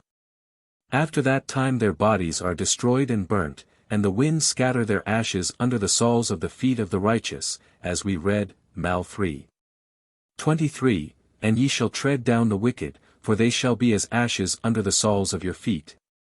But as for minim, informers and disbelievers, who deny the Torah, or resurrection, or separate themselves from the congregation, or who inspire their fellow men with dread of them, or who sin and cause others to sin. As did Jeroboam the son of Nebat and his followers, they all descend to Gehenna, and are judged there from generation to generation, as it is said, Isa 66:24, And they shall go forth and look upon the carcasses of the men who have transgressed against me, for their worms shall not die, neither shall their fire be quenched. Even when Gehenna will be destroyed, they will not be consumed, as it is written, Psalms 49:15, And their forms wasteth away in the nether world, which the sages comment upon to mean that their forms shall endure even when the grave is no more. Concerning them Hannah says, Isam 2:10, The adversaries of the Lord shall be broken to pieces. R. Itzhak B. Abhin says, Their faces are black like the sides of a cauldron. While Rabbah remarked, Those who are now the handsomest of the people of Mihazah will yet be called the children of Gehenna. What is meant by Jews who transgress with their body? Says Rab, the karkaphta, frontal bone, on which the phylacteries are not placed. 191 And who are meant by non-Jews who transgress with the body? Those guilty of the sin, of adultery. Who are those who inspire their fellow men with dread of them? A leader of a community who causes the people to fear him overmuch without furthering thereby a high purpose. R. Jehudah said in the name of Rab, No such leader will ever have a learned son, as it is said, Job 37:24, Men do therefore fear him, he will never see, in his family, any wise of heart. The school of Hillel said above, He who is full of compassion will incline the scale of justice to the side of mercy. How does he do it? Answered R. Eliezer, he presses on, the side containing our virtues, as it is said, Micah 7:19, He will turn again, he will have compassion upon us, he will suppress our iniquities. R. Hosea says, He lifts off, the sins, as it is said, Ibid 18, He pardoneth iniquity and forgiveth transgression. And it was taught in the school of R. Ishmael that this means that he removes each first sin, so that there is no second, and this is the correct interpretation. But, Rabbah remarked, the sin itself is not blotted out, so that if one be found in later times with more sins than virtues, the sin not blotted out will be added to the later ones.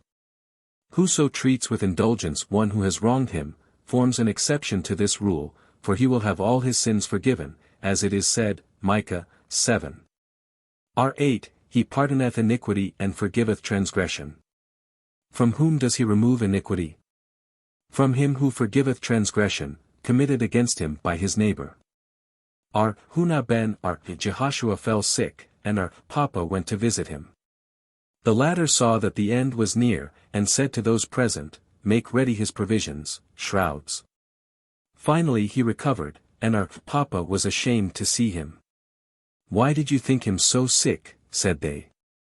He was so, indeed, he replied, but the Holy One, blessed be he, said that since he was always indulgent, with every one, he shall be forgiven, as it is written, He pardoneth iniquity and forgiveth transgression.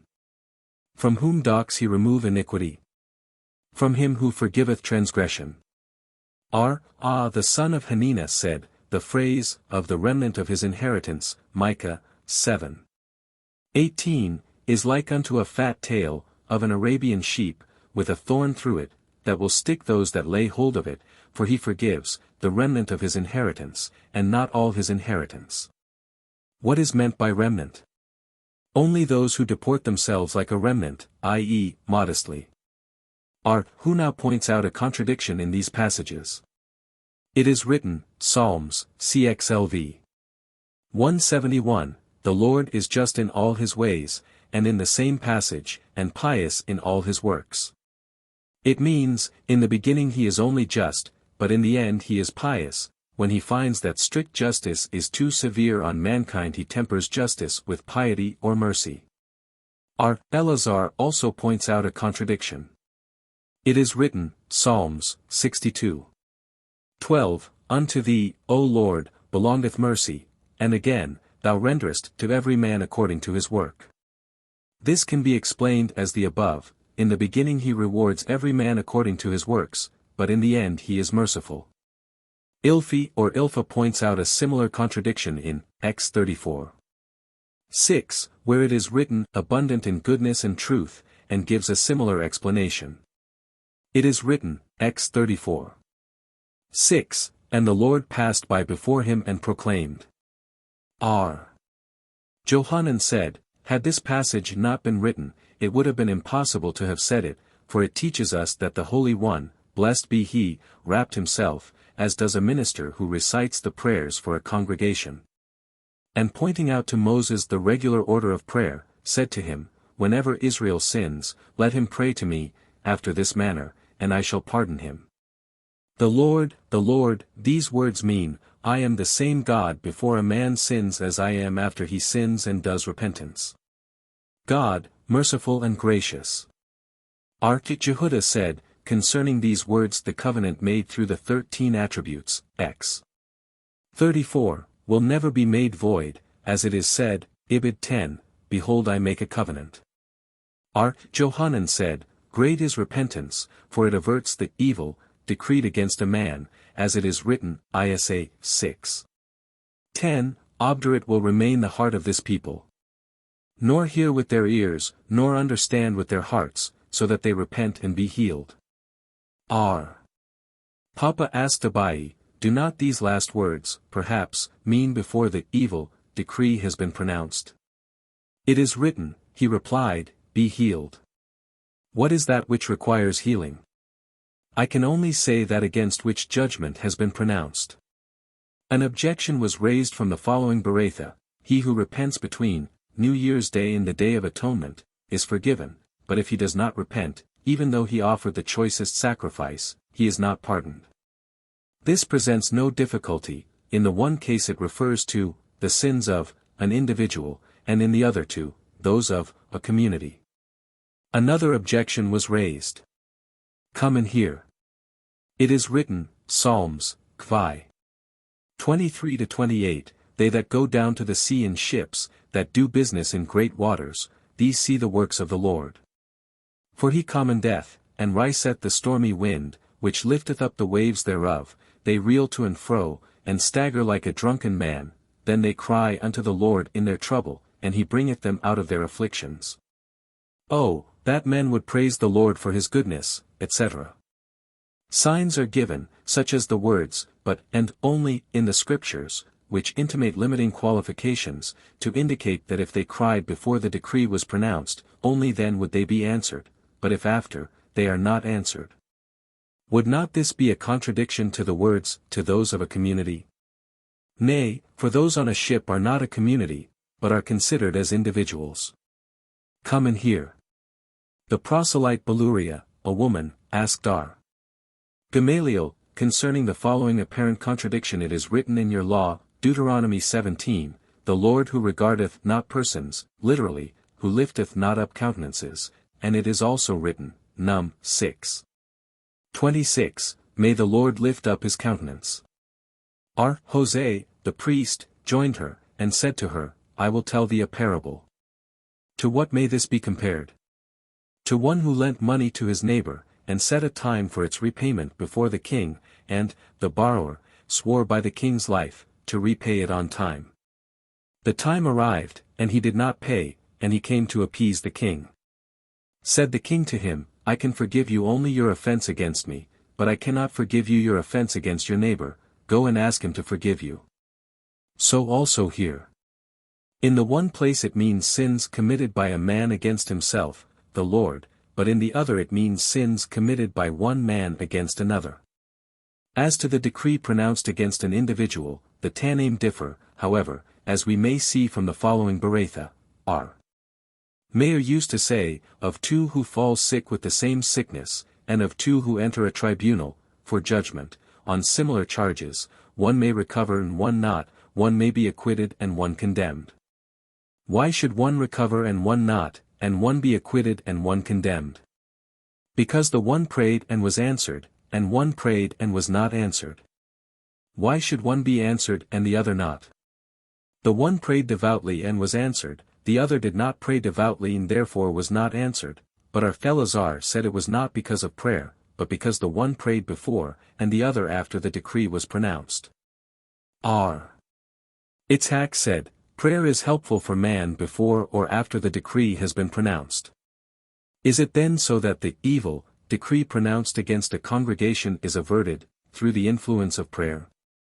Does not one scriptural verse, Jah 4:14, say, wash thine heart from wickedness, and another states, Ibid 2:22, for though thou wash thee with niter, and take thee much soap, yet would the stain of thine iniquity remain before me. Shall we not say in the one case it means before, and in the other after the sentence has been pronounced? Nay, both refer, to a time, after the decree has been pronounced, and there is no contradiction, for in one case it refers to a decree issued with an oath, and in the other to a decree pronounced without an oath, as our Samuel b. Ami said in the name of our Jonathan, whence do we know that a decree, pronounced with an oath, cannot be averted? From the passage, Sam 3:14, therefore I have sworn unto the house of Eli, that the iniquity of Eli's house shall not be purged with sacrifice nor meat offering forever. Rabbah, however, said, even in such a case it is only through sacrifices that sin cannot be purged, but by the study of the law it may be. And Abai said, with sacrifice and offering it cannot be purged, but by the study of the law, and by active benevolence it can. Abai based this opinion on his own experience, for he and his master, Rabbah, were both descendants of the house of Eli. Rabbah, who only studied the law, lived 40 years, but Abai, who both studied the Torah and performed acts of benevolence, lived 60 years. The rabbis tell us also, there was a certain family in Jerusalem whose members died at 18 years of age. They came and informed our Johanan ben Zakkai of their trouble. Said he, perhaps you are descendants of Eli, of whom it is said, all the increase of thy house shall die in the flower of their age, Sam 2:33, go, then, study the law, and live. They went and studied, and they lived, and they called that family our Johanans after his name. Our Samuel ben Inya says in the name of Rab, whence do we know that if the decree against a community is even confirmed, it may nevertheless be averted? From Deuteronomy 4:7, where it is written, as the Lord, our God, in all things that we call upon him for, but how can you harmonize that with the passage, Isa. IV 6, seek ye the Lord while he may be found? The latter passage refers to an individual, the former to a community. When is that time that he will be found even by an individual? Answered Rabbah bar Abahu, during the 10 days, from New Year's Day till the Day of Atonement. On New Year's Day all the inhabitants of the world pass before him, Kibni Maran, like sheep. What does the Mishnah mean by these last two words? Like sheep, as they are translated in Aramaic, but Resh Lakish says they mean as the steps of the temple, i.e., narrow, so that people ascended them one by one. R. Jehudah, however, said in the name of Samuel, they mean, like the armies of the house of David, which were numbered one by one. Said Rabbah bar Hannah in the name of our Johanan, under any circumstances they are mustered at a glance. And R. Naaman bar Itzhak said, "Thus also we understand the words of our Mishnah, he that fashioned all their hearts alike." Psalms 33. 15, i.e., the Creator, sees all their hearts, at a glance, and, at once, understands all their works.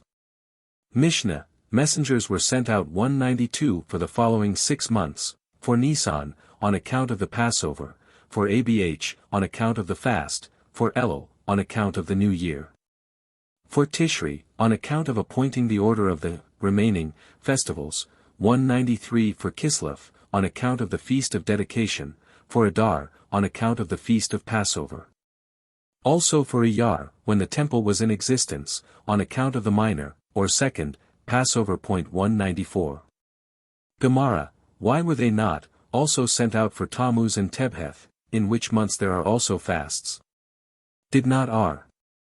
Hannah bar Bizna say in the name of our Sinpion the Pious? What is the meaning of the passage, Zach 8:19, thus saith the Lord of hosts. The fast of the 4th, and the fast of the 5th, and the fast of the 7th, and the fast of the 10th shall become in the house of Judah joy and gladness, etc., that they are called fasts, and also days of joy and gladness. Are we not to understand that only in the time of peace, cessation of persecution, they shall be for joy and gladness, but in the time when there was not peace they shall be fasts? Said R. Papa, it means this, when there was peace, these days should be for joy and gladness, in the time of persecution they shall be fasts, in times when there are neither persecution nor peace people may fast or not, as they see fit. If that is so, why then, should messengers have been sent out, on account of the fast of Abh? Said R. Papa, the fast, 9th day, of Abh is different, since many misfortunes occurred on that day, as the Master said, on the 9th of Abh, the first and second temples were destroyed, Beit-ur was captured. And the city of Jerusalem was razed to the ground. We have learned in a Beretha, our Simeon said, there are 4 matters that are Akiba expounded, but which I interpret differently. The fast of the 4th means the 9th of Tammuz, on which the city was broken in, as it is written, Jii. 6, 7, in the 4th, in the 9th day of the month, the city was broken in. What does he mean by 4th? The 4th of the months. The fast of the 5th, means the 9th of Abh, on which the temple of our Lord was burnt. And what does he mean by calling it 5th? The 5th of the months. The fast of the 7th, means the 3rd of Tishri, the day on which Gedaliah, the son of Ahikam, was slain, and we fast, because the death of the righteous is equal to the loss of the house of our Lord. And what does he mean by calling it the 7th? The 7th of the months. The fast of the 10th, means the 10th of Tebheth, the day on which the king of Babylon set himself against Jerusalem, as it is written, Ezek 24. 1, 2, again in the 9th year, in the 10th month, in the 10th day of the month the word of the Lord came unto me saying, Son of man, write thee the name of the day, even of this same day, the king of Babylon set himself against Jerusalem. And what does he mean by calling it the 10th? The 10th of the months, and actually this last event should have been placed first, since it occurred first. And why is it placed here last in order? To mention the months in their regular order. Said our Simeon, I, however, do not think so, but thus, the fast of the 10th, means the 5th of Tebheth, on which day the news came to the exiles that the city was smitten, as it is written, Ezek 33. 21, and it came to pass in the 12th year of our captivity, in the 10th month, in the 5th day of the month, that one that bad escaped out of Jerusalem came to me, saying, The city is smitten. And they held the day on which they received the news equal to the day, on which the temple was burnt. And it seems to me that my opinion is more satisfactory, for I speak of the first, and of the last, while he speaks of the last, first, and of the first, last. He mentions them in the order of the months, while I mention them in the order in which the calamities occurred. It was taught, Rab and R. Hanina say, the rolls of fasts, which contain the names of minor holidays on which it was prohibited to fast, is annulled, but our Johanan and our Jehoshua ben Levi say, it is not. When Rab and R. Hanina say that it is annulled. They mean, in the time of peace the fast, days are days of joy and gladness, but in the time of persecution they are fast days, and so also with other days mentioned in the rolls of fasts, and when are Johanan and are. Jehoshua ben Levi say it is not annulled. They mean, that those, for fasts mentioned in Zechariah, the Bible makes dependent on the rebuilding of the temple, but those, mentioned in the rolls of fasts, remain as they are appointed. R. Toby B. Matana objected, in the rolls of fasts it is said that on the 28th of Adar, the good news came to the Jews that they need no longer abstain from studying the law, for the king of Syria had earlier issued a decree forbidding them to study the law or to circumcise their sons, and compelling them to desecrate their Sabbath. What did Jehudah B. Shammua and his friends do? They went and took counsel of a certain matron, whose house the celebrated people of the city frequented. Said she to them, Go and cry aloud at night. They did as she advised and cried aloud, O heavens! Are we not all brethren? Are we not all the children of one father? Are we not all the children of one mother? Why should we be treated differently from other nations, and from all people who speak other languages, inasmuch as ye issue such cruel edicts against us? The decrees were annulled, and the day, on which this happened, they appointed a holiday. Now if it be true that the rolls of fasts has been annulled, i.e., the former feasts have been all abrogated, may then new ones be added? There is a difference of opinion among Tanaim on this question, as we have learned in the following Beretha, the days recorded in the rolls of fasts, whether during or after the existence of the temple, are not permitted to be kept as fasts, so said our Mayor, R. Jose, however, said, so long as the temple stood it was not permissible to fast on them, because they were days of joy, but since the temple fell it is allowed because they are days of mourning. One rule says that they are abrogated, but another rule says they are not abrogated. There is a question here caused by one rule contradicting the other. In the latter case it refers to the feasts of dedication and Esther, which are never to be abrogated, and in the former case to all other, minor feast, days.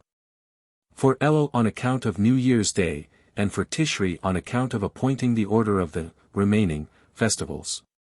Since the messengers were sent out on account of Elul, why need they go again on account of Tishri? Shall we say because the Beth Din desired to proclaim Elul an intercalary month? That cannot be, for did not our Hanina bar Kahana say in the name of Rab, since the time of Ezra we have not discovered that Elul was an intercalary month? We have not discovered it, because it was not necessary, to make it so. But if it should be necessary, shall we make it an intercalary month? This would disturb the position of New Year's Day. It is better that the position of New Year's Day alone should be disturbed than that all the holidays should be disarranged. And it seems to be so, for the Mishnah says that the messengers were sent for Tishri on account of appointing the order of the festivals, and for Kislev on account of Hanukkah, and for Adar on account of the feast of Esther. But the Mishnah does not say if it be a leap year, that the messengers were sent out in the second Adar on account of Purim. From this we learn that the Mishnah is not in accordance with Rabbi of the following Beretha. Rabbi says, in a leap year messengers are sent out also in the second Adar on account of the feast of Esther. When Ulla came from Palestine, he said, they have made Elul an intercalary month, and he also said, do my Babylonian comrades know the benefit we have gained through it? Because of what is this a benefit? Because of herbs, 195 said Ulla. R. Aha bar Hanina, however, said, because of dead bodies 196. What difference is there between them? They differ concerning a holiday that falls immediately before or after the Sabbath, on the sixth or first day of the week. According to the one who says, because of herbs, we may add an intercalary day, but it is not necessary, according to him who says, because of dead bodies, for we can employ non-Jews, to bury the dead for us on the holidays. If this is the case, why is this a benefit only for us, in Babylon, is it not also to the advantage of them, in Palestine? Our climate is very hot, but theirs is not. Is this really so? Did not Rabbi Bar Samuel teach, one might suppose that as we intercalate the year when necessary, so we intercalate the month when necessary.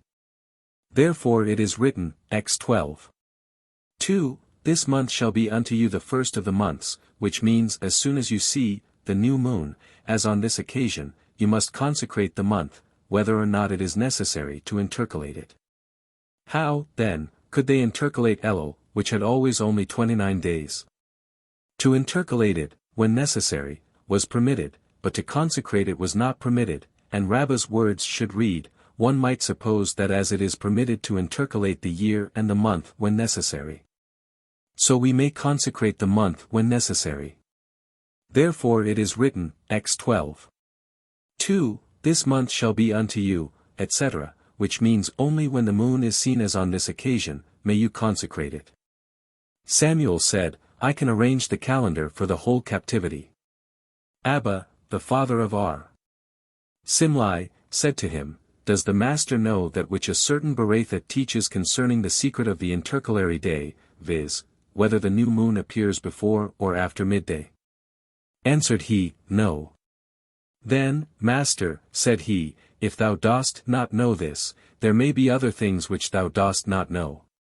When Zerah went to Palestine, he sent back word to his comrade, saying the evening and the morning, following, must both belong to the month, i.e., when the old moon has still been seen after dark on the 29th day of the month, the 30th evening and following day belong to the closing month. And this is what Abba, the father of Ar. Simlai, meant, we calculate only the beginning of the new moon.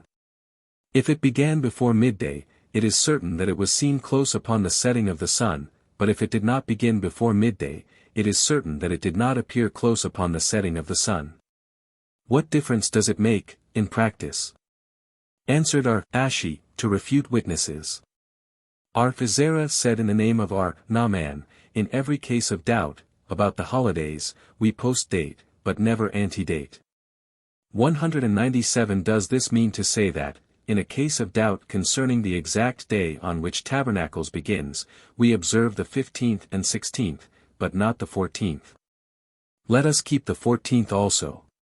Perhaps Abh and Elul have each only 29 days. Nay, if 2 consecutive months should each have 29 days, this would be announced. Levi went to Babylon on the 11th of Tishri. Said he, Sweet is the food of Babylon on the great day of atonement now being held in Palestine. They said to him, Go and testify. Answered he, I have not heard from the Beth Din the words, It is consecrated, and therefore I cannot testify. Johanan proclaimed, in every place that the messengers sent in Nisan reached, but that the messengers sent in Tishri cannot reach, they must observe 2 days for the holidays. And they make this restriction for Nisan lest people would do in Tishri as in Nisan. 198 Rabbah used to fast 2 days for the Day of Atonement. 199 Once it happened that he was right, because the Day of Atonement fell 1 day later in Palestine than in Babylon. Naaman was once fasting on the Day of Atonement, and in the evening a certain man came and said to him, Tomorrow will be the Day of Atonement in Palestine. He angrily quoted, Swift were our persecutors, Lamb 4:19. Naaman said to certain sailors, Ye who do not know the calendar take notice that when the moon still shines at dawn, it is full moon, and if it happens to be Nisan, destroy your leavened bread, for it is then the 14th day. Mishnah, for the sake of the new moon, of the 2 months, Nisan and Tishri, witnesses may profane 200 the Sabbath, because in these months the messengers went to Syria, and the order of the festivals was arranged. When, however, the Temple 201 was in existence, they might profane the Sabbath in any month, in order to offer the new moon sacrifice in its proper time.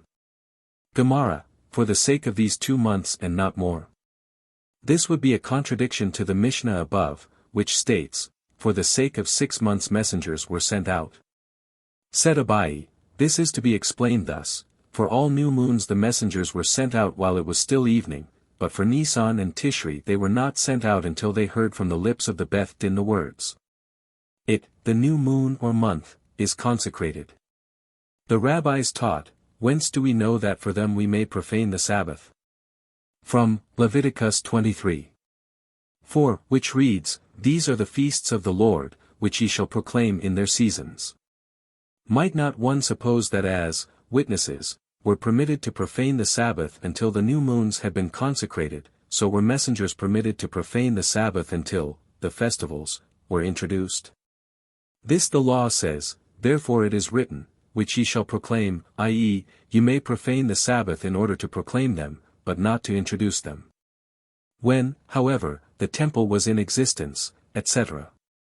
The rabbis taught, formerly they profaned the Sabbath for all new moons, but after the destruction of the temple, our Johanan b. Zakkai said to them, Have we any new moon sacrifice to offer? They then instituted that witnesses might profane the Sabbath only on account of Nisan and Tishri. Mishnah, whether the new moon had appeared clear to all or not, the witnesses were permitted to profane the Sabbath on its account. R. Jose says, if it appeared clear to every 1:202 the Sabbath should not be profaned by witnesses. It once happened that more than 40 pair of witnesses were on the highway to the Beth Din on the Sabbath, when R. Akiba detained them at Lydda. Gamaliel then sent word saying, If thou thus detainest the people, thou wilt be the cause of their erring in the future, i.e., they may refuse to come and testify. Gemara, the rabbis taught, it is written, Ecclesiastes 12:10, Koheleth sought to find out acceptable words, which signifies that Koheleth sought to enforce decrees without the aid of witnesses or warning. A heavenly voice was heard saying, Eccles 12:10, and that which was written uprightly, even words of truth, which meant that, as it is written, Deuteronomy XX 15, upon the evidence of 2 witnesses, etc. Must a case be established, so should words of truth also be established by 2 witnesses.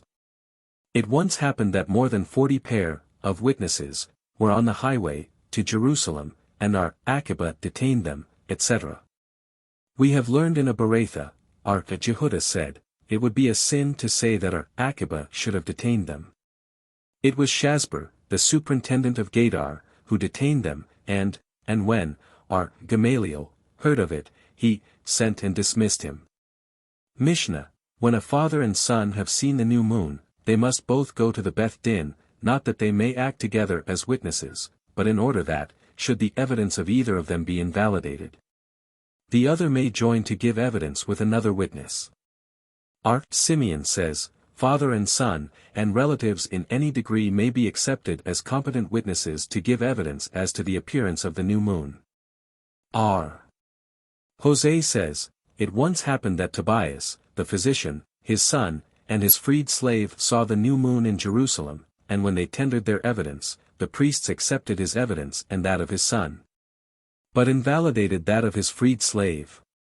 But when they appeared before the Beth Din, they received his evidence, and that of his freed slave, but invalidated that of his son. Gemara, said our Levi, what is the reason for our Simeon's decree? It is written, X 12:1, And the Lord spake unto Moses and Aaron saying, This month shall be unto you, which means, this evidence shall be acceptable from you, although you are brothers. And how do the rabbis interpret it? They explain it as follows, this testimony shall be placed at your disposal, i.e., the Beth Dins. Says Mar Ukba in the name of Samuel, the halakha prevails according to our Simeon. Mishnah, the following are considered incompetent to be witnesses, gamblers with dice, usurers, pigeon breeders 203 those who deal with the produce of the Sabbatic year, and slaves. This is the rule, all evidence that cannot be received from a woman cannot be received from any of the above.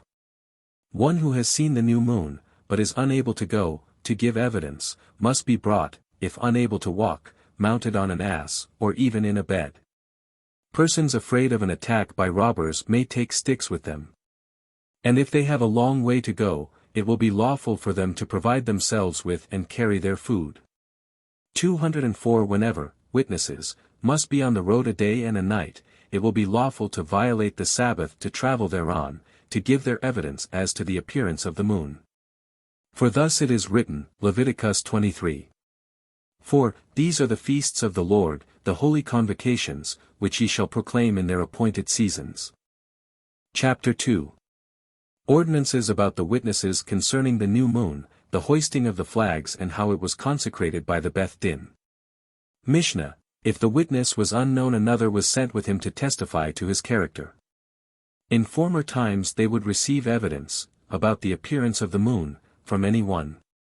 But when the Boethusians commenced to corrupt the witnesses the rule was made, that evidence would only be received from those who were known, to be reputable. Gemara, what is meant by another, in the above Mishnah? Another pair, of witnesses. It seems also to be so from the statement of the Mishnah. If the witness was unknown, shall we assume that it means one witness? Surely the evidence of one was not received, for this transaction was called judgment, Psalms 81. And two witnesses are necessary. What, then, does the witness mean? That pair, so also here, another means another pair. Is, then, the evidence of one not accepted? Have we not learned in a Beretha, it once happened that our Neri went to Usha on the Sabbath to testify, to the character, of one witness? He knew that there was one witness in Usha, and he went to add his evidence, and thus make two witnesses. If that is so, what does it tell us? One might suppose that, as there was a doubt, that he might not meet the other witness, he ought not to have profaned the Sabbath, by traveling to Usha as a single witness. Therefore he comes to teach us, that even in such a case of doubt the Sabbath might be violated. When Ulla came, to Babylon, from Palestine, he said, they have already consecrated the new moon in Palestine. Said our Kahana, in such a case, not only Ulla, who is a great man, is to be believed, but even an ordinary man. Why so? Because men will not lie about a matter that will become known to every one. In former times they would receive evidence from any one, etc. The rabbis taught, how did the Boethusians corrupt the witnesses? They once sought to deceive the sages, and they bribed, with 400 zuz, silver coins, 2 men, one belonging to their party in 1 hours. The former gave his evidence and went out, to the latter they, the Beth Din, said, tell us what was the appearance of the moon. I went up, replied he, to Male Adumim 205 and I saw it crouching between 2 rocks. Its head was like a calf, its cars like a goat, its horns like a stag, and its tail was lying across its thigh. I gazed upon it and shuddered, and fell backwards. And if you do not believe me, behold, here I have 200 zuz bound up in my cloth. Who induced you to do this? They asked. I heard, he replied, that the Boethusians wished to deceive the sages. So I said to myself, I will go and inform them, lest some unworthy person may, accept their bribe, and come and deceive the sages. Then said the sages, the 200 zuz may be retained by you as a reward, and he who bribed you shall be taken to the whipping post, and be punished. Then and there they ordained that testimony should be received only from those who were known, to be of good character.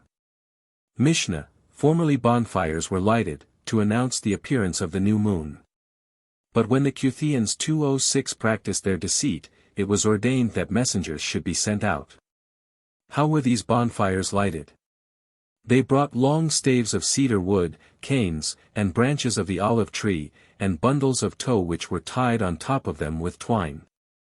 With these they went to the top of a mountain, and lighted them, and kept waving them to and fro, upward and downward, till they could perceive the same repeated by another person on the next mountain, and thus, on the third mountain, etc. Whence did these bonfires commence? From the Mount of Olives to Sartaba, from Sartaba to Grophana, from Grophana to Huvaran, from Huvaran to Beth Baltin. They did not cease waving the burning torches at Beth Baltin, to and fro, upward and downward, until the whole country of the captivity appeared like a blazing fire.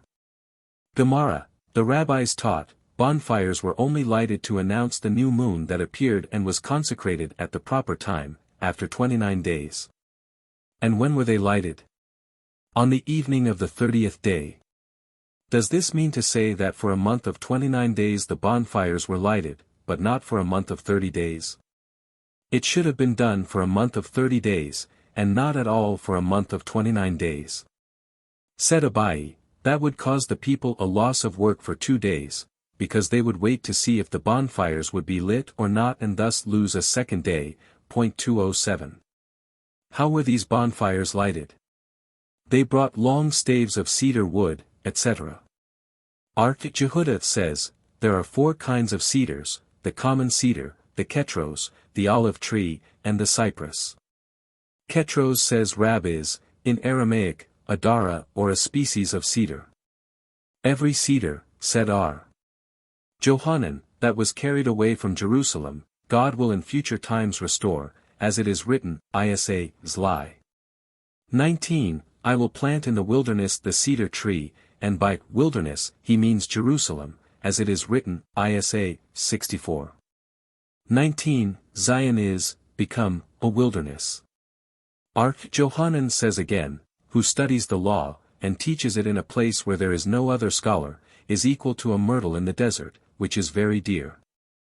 The same says again, woe to the Romans, for whom there will be no substitution, as it is written, Isa, Lx.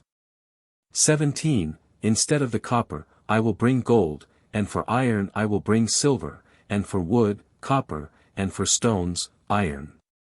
But what can he bring for our Akiba and his comrades, who were destroyed by Rome? Of them it is written, Joel, 4. 21, I will avenge, but for their Akibas and his comrades, blood I have not yet avenged. And whence did these bonfires commence? From Beth Baltin. What is Beth Baltin? Biram, answered Rab. What does the Mishnah mean by the captivity? Said our Joseph, Pumbeditha. And how was it that the whole country looked like a blazing fire? We learn that each Israelite took a torch in his hand and ascended to the roof of his house.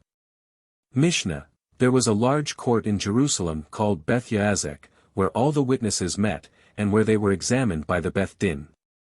Great feasts were made therefore, the witnesses, in order to induce them to come frequently. At first they did not stir from there all day, on the Sabbath, 208 till our Gamaliel, the elder, ordained that they might go 2,000 ells on every side.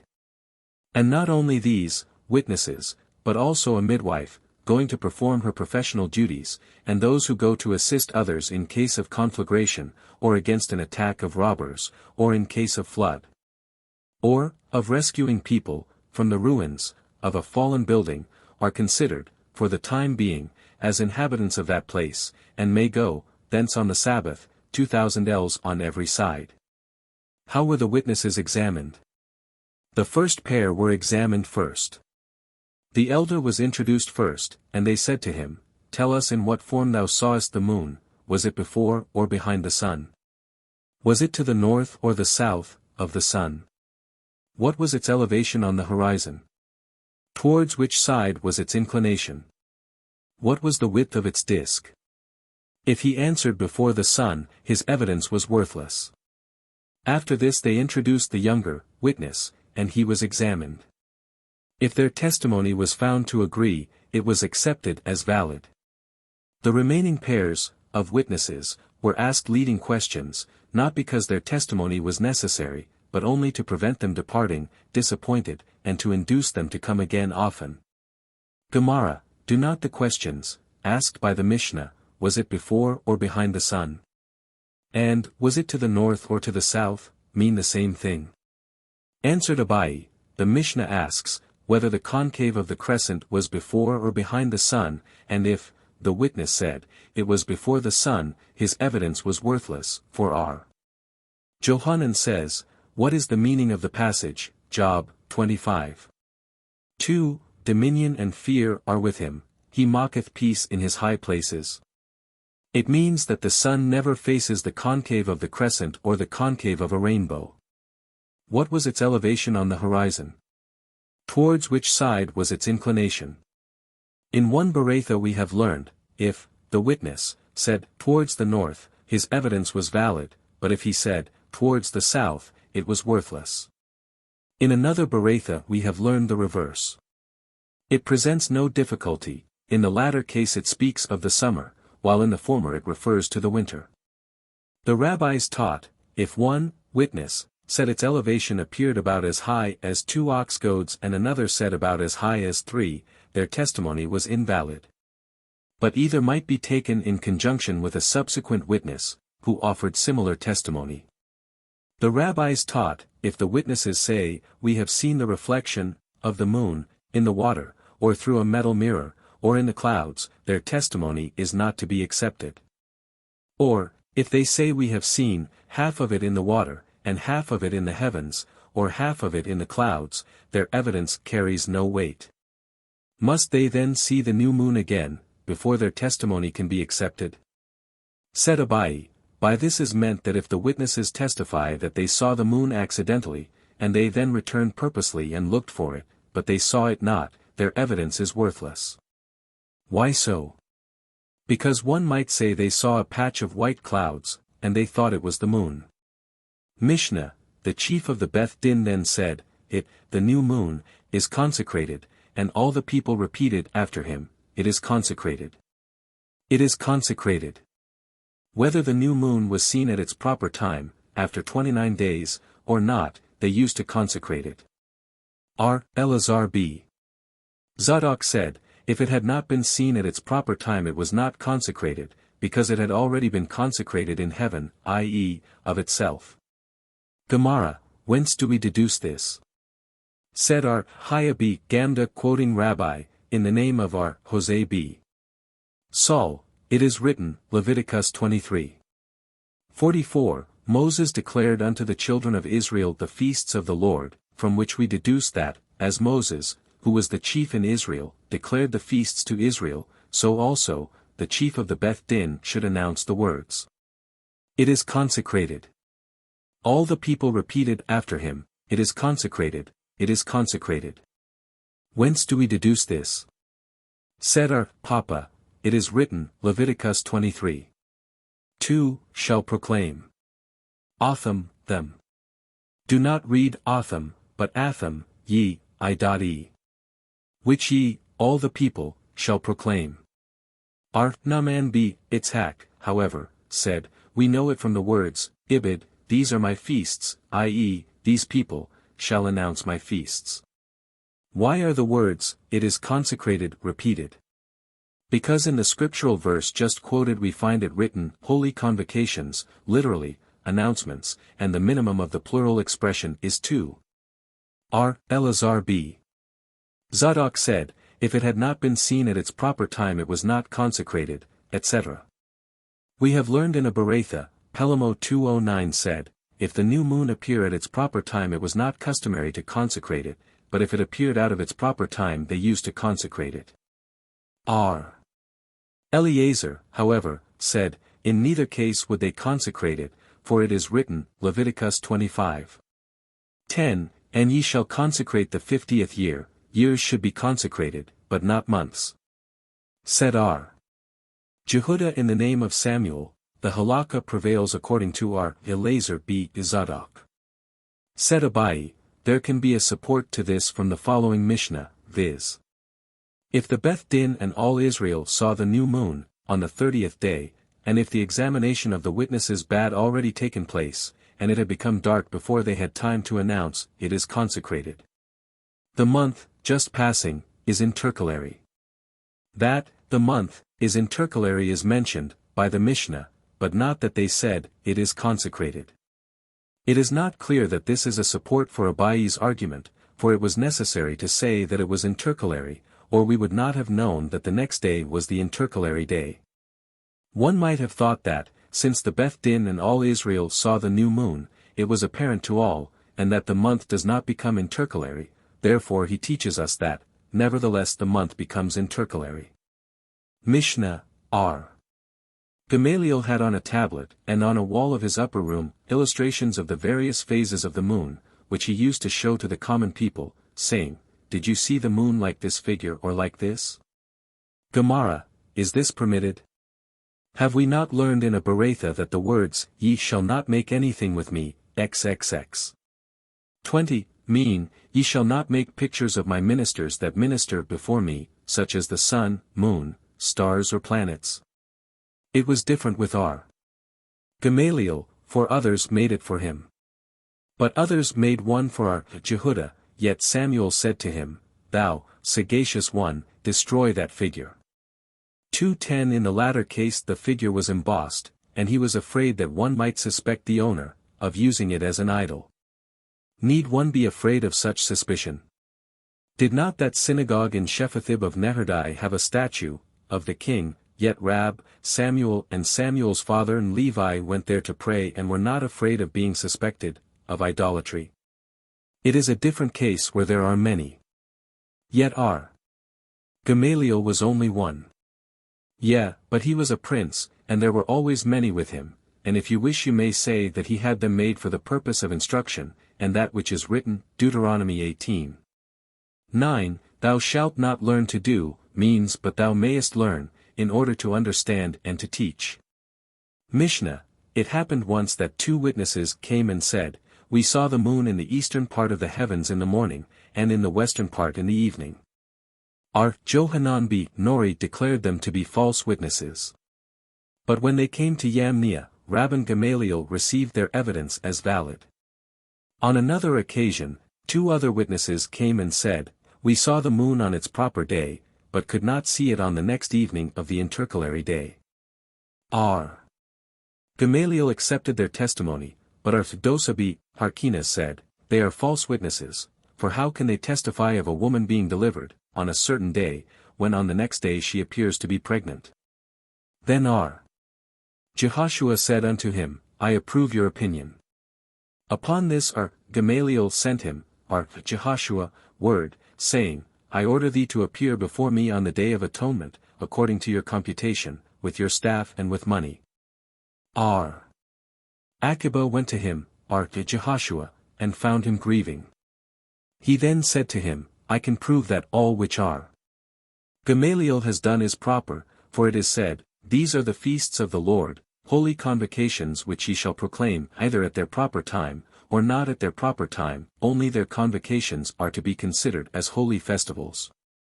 When he, R. Jehoshua, came to Arthdosa b. Harkines, the latter told him, If we are to reinvestigate the decisions of the Beth Din of R. Gamaliel, we must also reinvestigate the decisions of all the tribunals of justice which have existed from the time of Moses till the present day, for it is said, X 24:9, Moses, Aaron, Nadab, Abihu, and 70 elders went up, to the mount.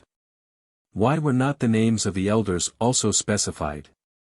To teach us that every 3 men in Israel that form a Beth Din are to be respected in an equal degree with the Beth Din of Moses. Then did R. Jehoshua take his staff and money in his hand, and went to Yamnia, to R. Gamaliel, on the very day on which the Day of Atonement would have been according to his computation, when R. Gamaliel arose and kissed him on the forehead, saying, Enter in peace, my master and disciple. My master in knowledge, my disciple since thou didst obey my injunction. Gemara, we have learned in a Beratha that R. Gamaliel said to the sages, Thus it has been handed down to me from the house of my grandfather, Zamalil the elder, that sometimes the new moon appears elongated and sometimes diminished. R. Hiah saw the old moon yet on the morning of the 29th day, and threw clods of earth at it, saying, We should consecrate thee in the evening, and thou art seen now. Go, hide thyself. Said Rabbi to R. Hiah, Go to Intab and consecrate the month and send back to me as a password 2:11, David, the king of Israel, still lives. The rabbis taught, once it happened that the heavens were thick with clouds and the form of the moon was seen on the 29th of the month, of Elul, so that the people thought that New Year's Day should be then proclaimed. And they, the Beth Din, were about to consecrate it. Said R. Gamaliel to them, Thus it has been handed down to me by tradition, from the house of my grandfather, the consecration of the moon cannot take place at a period less than 29.5 days, 2/3 and .0052, i.e. 73 halakim, of an hour. On that selfsame day the mother of Ben Zaza died and R. Gamaliel delivered a great funeral oration 2:12 not because she specially deserved it, but in order that the people might know that the new moon had not yet been consecrated by the Beth Din. Akiba went to him, and found him grieving. The schoolmen propounded a question, who found whom grieving? Come and hear. We have learned in a Beratha, Akiba went to Jehoshua and found him grieving, so he asked him, Rabbi, why art thou grieving? And he answered, Akiba, I would rather lie sick for 12 months than to have this order issued for my appearance. Rejoined Akiba, Rabbi, permit me to say one thing in thy presence which thou thyself hast taught me. Jehoshua granted him permission, and Akiba proceeded, it is written, Leviticus 23. 2, 4 and 37, 3 times shall proclaim Otham, them, which should, however, not be read Otham, them, but Atham, ye, which would make the verse read, ye shall proclaim. Now the threefold, ye, signifies that even if ye were deceived by false pretenses and changed the day of the festivals, or even if ye did it purposely, or even if ye were held to be in error by others once the dates had been established, they must so remain. With the following words Jehoshua answered Akiba, Akiba, thou hast comforted me, Akiba, thou hast comforted me. When he, Rabbi Jehoshua, came to Dosa B. Arkinas, etc. The rabbis taught, the reason that the names of those elders are not mentioned, is, in order that one should not say, is so-and-so like Moses and Aaron? Is so-and-so like Nadab and Abihu? Is so-and-so like Eldad and Medad? And how do we know that one should not ask thus? Because, it is written, Sam 12. 6, and Samuel said unto the people the Lord that appointed Moses and Aaron, and in the same connection it is written, Ibid. 11, and the Lord sent Jerubbaal and Bedan and Jephthah and Samuel. Jerubbaal is Gideon, and why is he named Jerubbaal? Because he strove against Baal. Bedan is Samson, and why is he named Bedan? Because he came from Dan. Jephthah means just what it is, i.e., he had no surname or attribute. And it is also written, P.S. 99. 6, Moses and Aaron among his priests, and Samuel among those who called upon his name. The sacred text regards the 3 common people equal with the 3 noblest, to teach us that Jerubbaal was in his generation like Moses in his, Bedan in his generation was like Aaron in his. Jephthah in his generation was like Samuel in his generation. From all this one must learn that if even the commonest of the commoners is appointed leader by a community, he must be considered as the noblest of the nobility, for it is said, Deut. 17, 9, and thou shalt come unto the priests, the Levites, and unto the judge that shall be in his days. Why does the passage say, in those days? Can you imagine that one could go to a judge who was not in his days?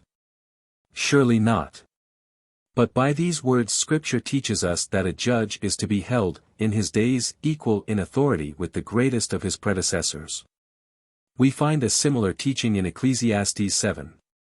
10, say not thou that the former days were better than these. He took his staff, etc. The rabbis taught, Gamaliel said to Jehoshua, happy is the generation in which the leaders listen to their followers, and through this the followers consider it so much the more their duty, to heed the teachings of the leaders. Chapter 3. Regulations concerning the intercalating of the month the cornet, and of what it is to be made and the prayers of the New Year's Day. Mishnah, if the Beth Din and all Israel saw the moon on the night of the 30th day, or if the witness had been examined, but there was no time to proclaim, it is consecrated, before it had become dark, the month is intercalary. If the Beth Din alone saw it, 2 of its members should stand up and give testimony before the others, who shall then say, it is consecrated, it is consecrated. When 3 who formed a Beth Din saw it, 2 should stand up and conjoining some of their learned friends with the remaining 1, give their testimony before these, who are then to proclaim, it is consecrated. It is consecrated, for 1 member of a Beth Din, has not this right by himself alone. Gemara, if the Beth Din alone saw it, etc. Why so? Surely hearsay evidence is not better than the testimony of an eyewitness. Said R. Zera, it refers to a case where they saw it at night, and on the next day they could not consecrate the new moon until they had heard the evidence of 2 witnesses. When 3 who formed a Beth Din saw it, 2 should stand up and conjoining some of their learned friends with the remaining 1, etc. Why so? Here also we may say, surely hearsay evidence is not better than the testimony of an eyewitness. And if you would say that this also means where they saw it at night, is this not, then, the same case? The case is the same, but the above statement is required because of the concluding words, 1, member of a Beth Din, has not the right by himself alone. For it might be assumed, since in civil cases 3, are required to constitute a Beth Din, but where he is well known, as a learned authority, 1 judge may act alone, so here we may consecrate, the new moon, on the authority of 1 judge. Therefore, he teaches us, that 3 are required. Perhaps I should, nevertheless, say here, that 1 learned authority is sufficient. Nay, for there is no greater authority than Moses, our master, yet God said to him that Aaron should act with him, as it is written, Ex 12. 1, 2, And the Lord spake unto Moses and Aaron, in the land of Egypt, saying, This month shall be unto you the beginning of months. Does this mean to say that a witness may act as judge? And shall we assume that the above Mishnah is not according to our Akiba, as on following Beretha, if the members of the Sanhedrin saw a man commit murder, part of them may act as witnesses and part as judges, according to our Tarpon. But according to our Akiba all of them are witnesses, and no witness, of a crime, may act as judge. It may be said that the Mishnah is even according to our Akiba. In the latter instance our Akiba only refers to capital cases, for it is written, Num. 35, 24, 25, Then the congregation shall judge and the congregation shall deliver, and since they saw him commit murder, they will not be able to urge any plea in his favor. But here, concerning the new moon, even our Akiba assents, that a witness may act as judge. Mishnah, every kind of cornet may be used, on New Year's Day, except those made of cow horn, because they are called horn, Karen, and not cornet, shapar. R. Jose said, Are not all cornets called horn, for it is said, Josh. 6, 5, And it came to pass that when they made a long blast with the horn of the Jobhel. Gemara, how comes it that the word Jobhel means ram? A Beretha teaches, R. Akiba says, When I went to Arabia I found they called a ram, Yubla. The rabbis did not know the meaning of the word salsaliho in the passage, Parovi 4. 8, Salsaliho and she shall exalt thee. One day they heard Rabbi's maidservant say to a certain man who was, conceitedly, playing with his hair, How long wilt thou also, hold up, thy hair? The rabbis did not know the meaning of the word Yehabeka in the passage, PS 4. 23, Cast Yehabeka, thy burden, upon the Lord. Said Rabba Bar Hannah, One day I went with a certain Arabian caravan merchant, and I was carrying a burden. Said he to me, Take down Yehabeka, thy burden, and put it on my camel. Mishnah, the cornet used on the new year was a straight horn of a wild goat, the mouthpiece was covered with gold. The 2 trumpets were stationed one on each side. The sound of the cornet was prolonged, while that of the trumpet was short, because the special duty of the day was the sounding of the cornet. On the fast days 2 crooked ram's horns were used, their mouthpieces being covered with silver, and the 2 trumpets were stationed in the middle between them. The sound of the cornet was shortened, while that of the trumpet was prolonged, because the special duty of the day was the sounding of the trumpets.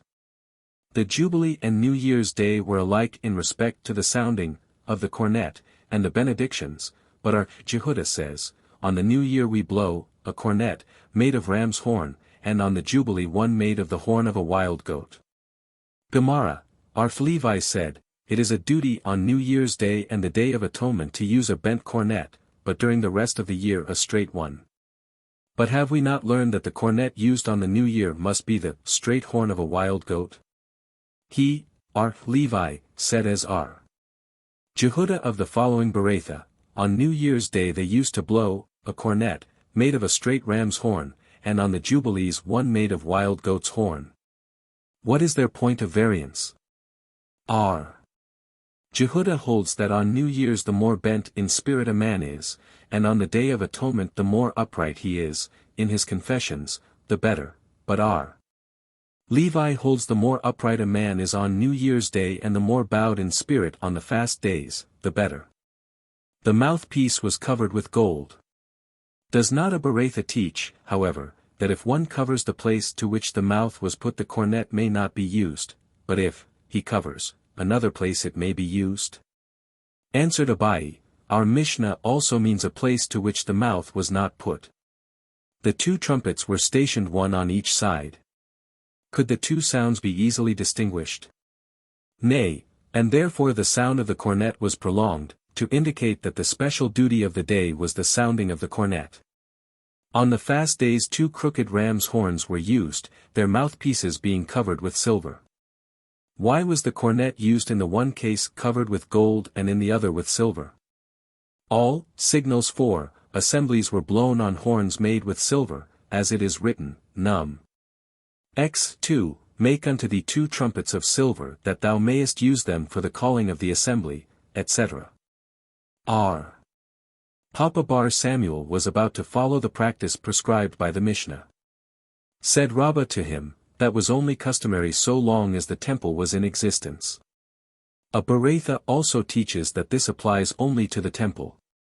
But in the country, outside of Jerusalem, in a place where they use the trumpet, they do not use the cornet, and vice versa. Such was the wont of our Halafta in Sepphoris and also of our Hanina b. Teradion in Sinai. When the matter was brought to the attention of the sages they said, that was the custom only at the eastern gates or the Temple Mount.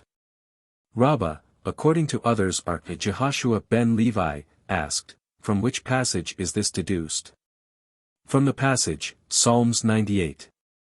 6, with trumpets and sound of cornet, make a joyful noise before the Lord, the King, i.e., before the Lord, the King, in the temple, we need both the trumpets and the cornet, but not elsewhere. The Jubilee and the New Year were alike in respect to the sounding of the cornet and the benediction. R.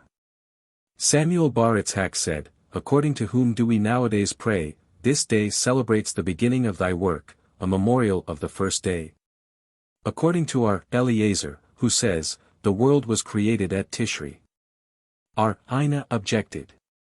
Did we not learn in our Mishnah that the Jubilee and New Year are alike in respect to the sounding of the cornet and the benedictions, and now how can that be so if we say, this day celebrates the beginning of thy work?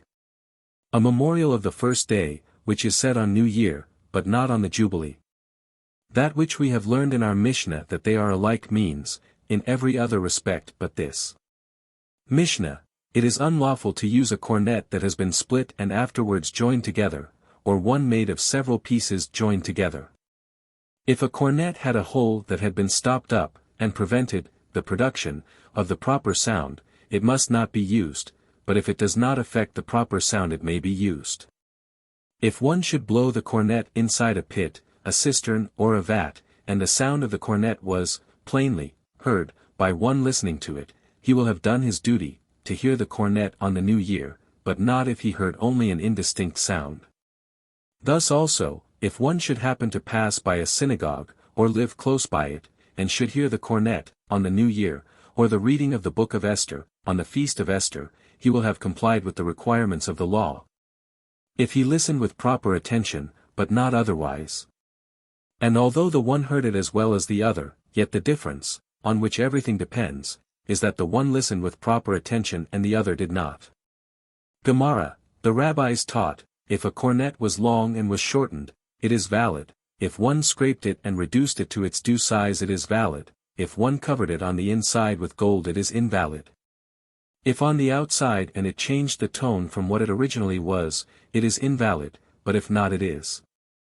If a cornet had a hole in it and it was closed up, and thereby prevented the production of the proper sound, it is invalid, but if not it is valid.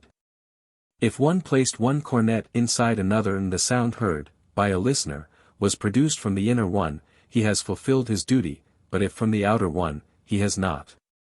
Or one made of several pieces joined together. The rabbis taught, if one added to a cornet ever so small a piece, whether it be of the same kind of horn or not, it is invalid. If a cornet had a hole, whether one stopped it up with a piece of the same kind, of horn, or not, it is invalid. R. Nathan, however, said, only when repaired with material, not of the same kind it is invalid, but otherwise if of the same kind it is valid. To which, R. Jehuda added, that is, if the greater part of a cornet was broken. From this we can infer that if repaired with material of the same kind, although the greater part was broken, it is, nevertheless, valid. If one covered a cornet on the inside with gold it is invalid. If on the outside, and it changed the tone from what it originally was, it is not valid, but if not it is. If a cornet had been split lengthwise it is invalid, but if crosswise, yet enough remained with which to produce the sound, it is valid, but if not it is invalid. And how much is that? R. Simeon B. Gamaliel explains it to be as much as we may hold in our closed hand, and yet on either side a portion is visible. 213 If its tone was thin, or heavy, or harsh, it is valid, for all tones were considered proper in a cornet. The schoolmen sent a message to the father of Samuel, one has fulfilled his duty if he bored a hole in a horn and blew it. That is self-evident. For in every cornet a hole must surely be bored. Said R. Ashi, if one bored a hole through the bony substance inside the horn, which ought to be removed, are we to suppose that one substance causes an interposition with another of the same nature, and that therefore it must not be used? Therefore they sent to say that this is no objection. If one should blow the cornet inside a pit or a cistern, etc. R. Huna said, they taught this only in the case of those who stood at the pit's mouth, but those who were in the pit itself fulfill their duty. If one heard a part of, the required number of, the sounds of the cornet in the pit, and the rest at the pit's mouth, he has done his duty, but if he heard a part before the dawn of day, and the rest after the dawn, he has not.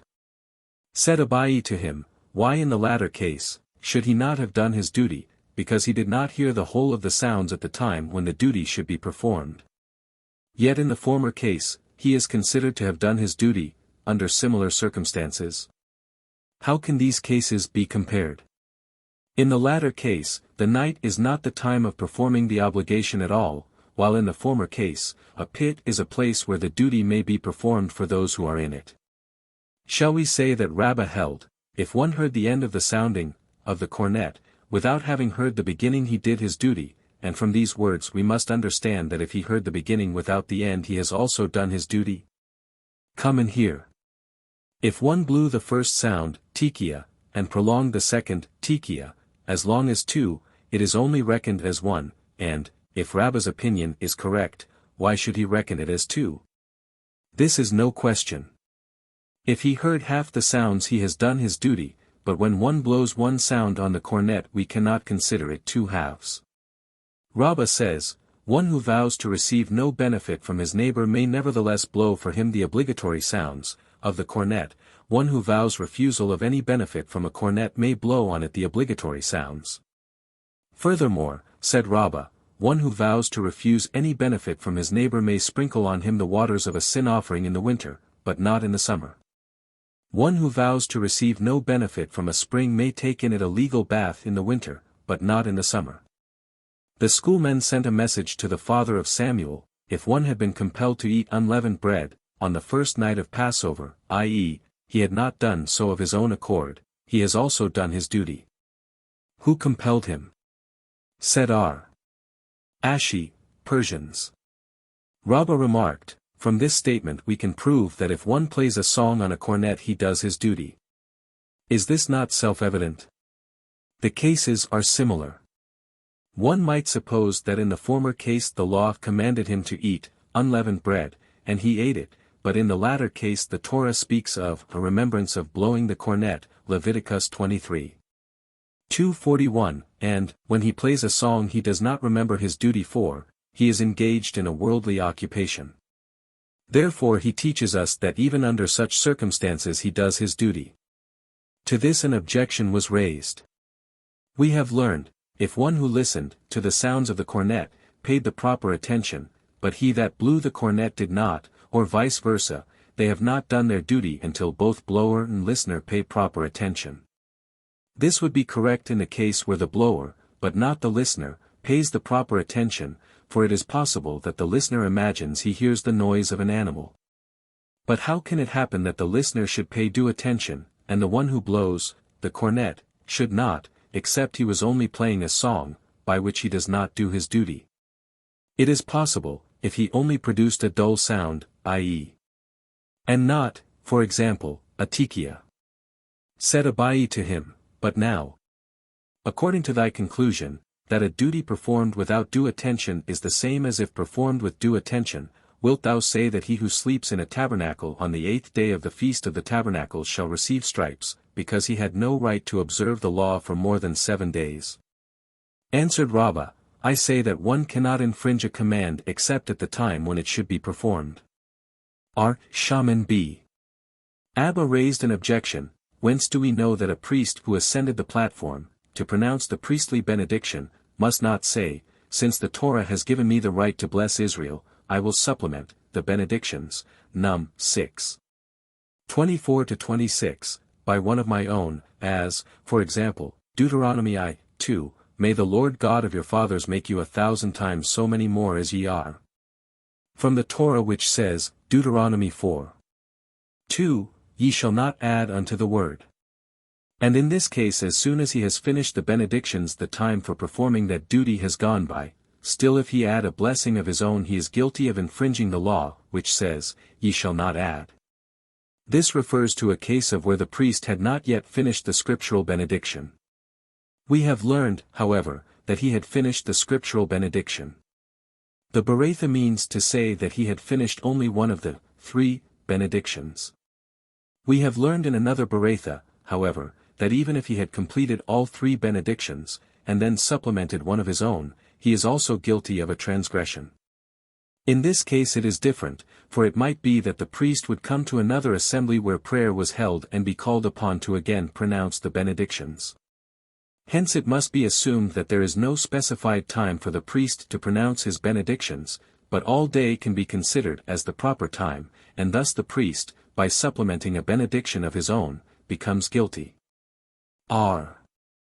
Shaman bar Abba, however, does not admit that the whole day is the proper time, because the priest is not in duty bound to pronounce the benediction in another assembly.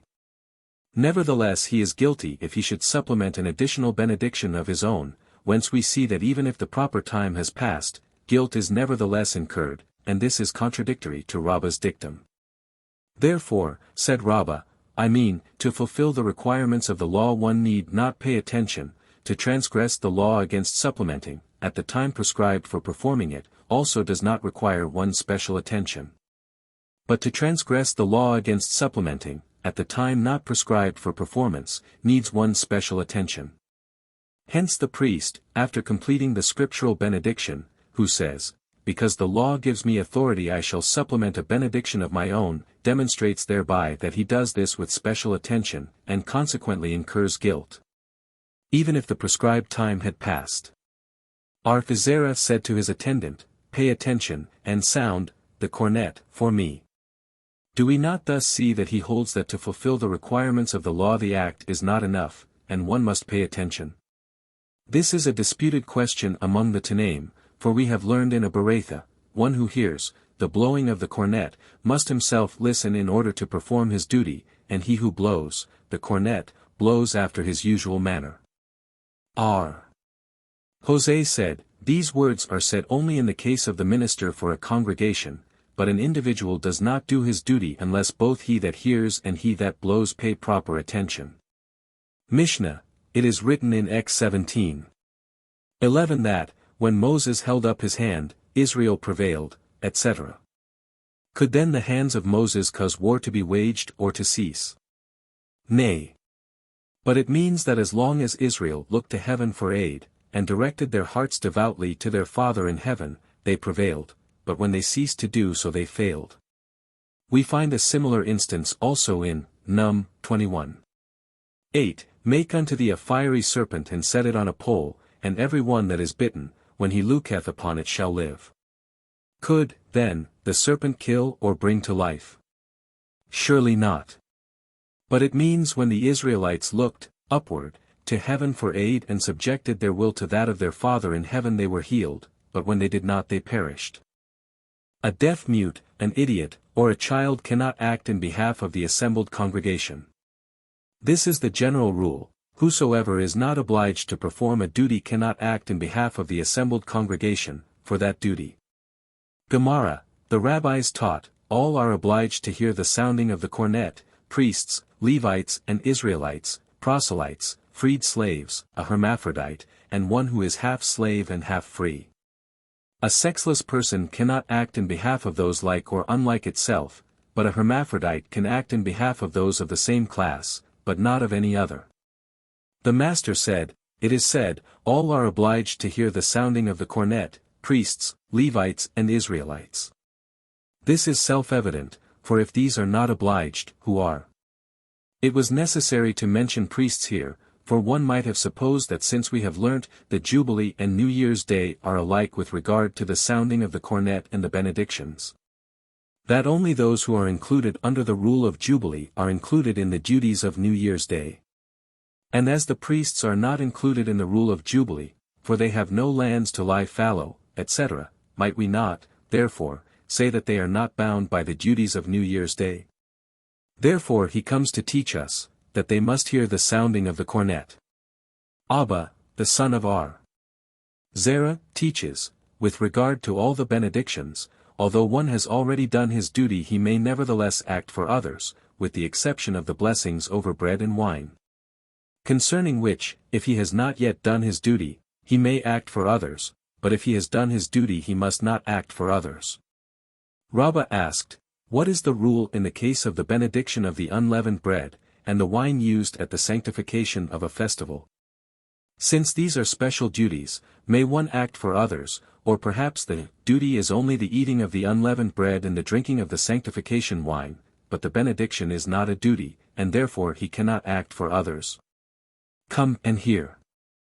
R. Ashi says, when we were at the home of our Papa, he said the blessing of sanctification for us, and when his field labor came from work later he said the blessing for him also.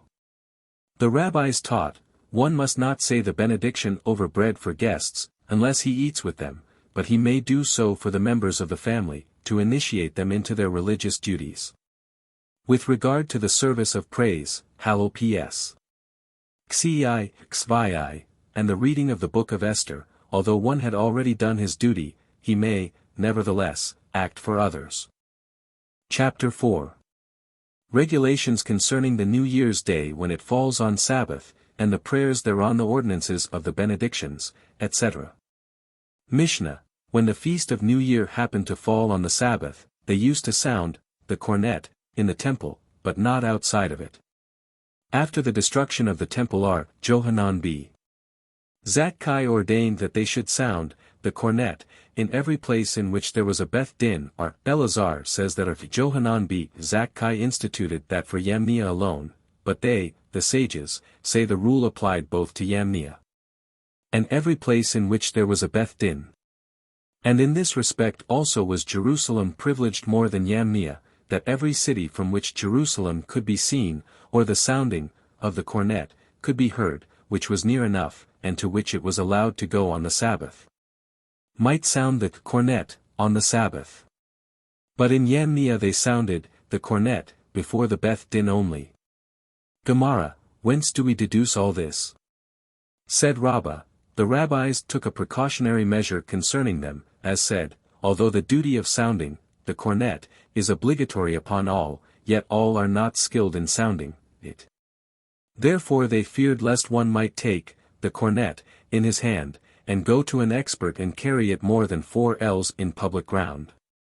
The same rule applies to the palm branch, Yulab, and also to the scroll, on which is written the Book of Esther. After the destruction of the temple, R. Johanan b. Zakkai ordained, etc. The rabbis taught, once it happened that New Year's Day fell on the Sabbath, and all the cities gathered together. Said our Johanan b. Zakkai to the Bean Bathera, 2:14, let us sound, the cornet. First, said they, let us discuss. Let us sound it, replied he, and then we will discuss. After they had sounded the cornet, they said to him, now let us discuss. He answered, the cornet has now been heard in Yamnia, and we cannot retract after the act has been performed. But they, the sages, say the rule applied both to Yamnia and every place in which there is a Beth Din.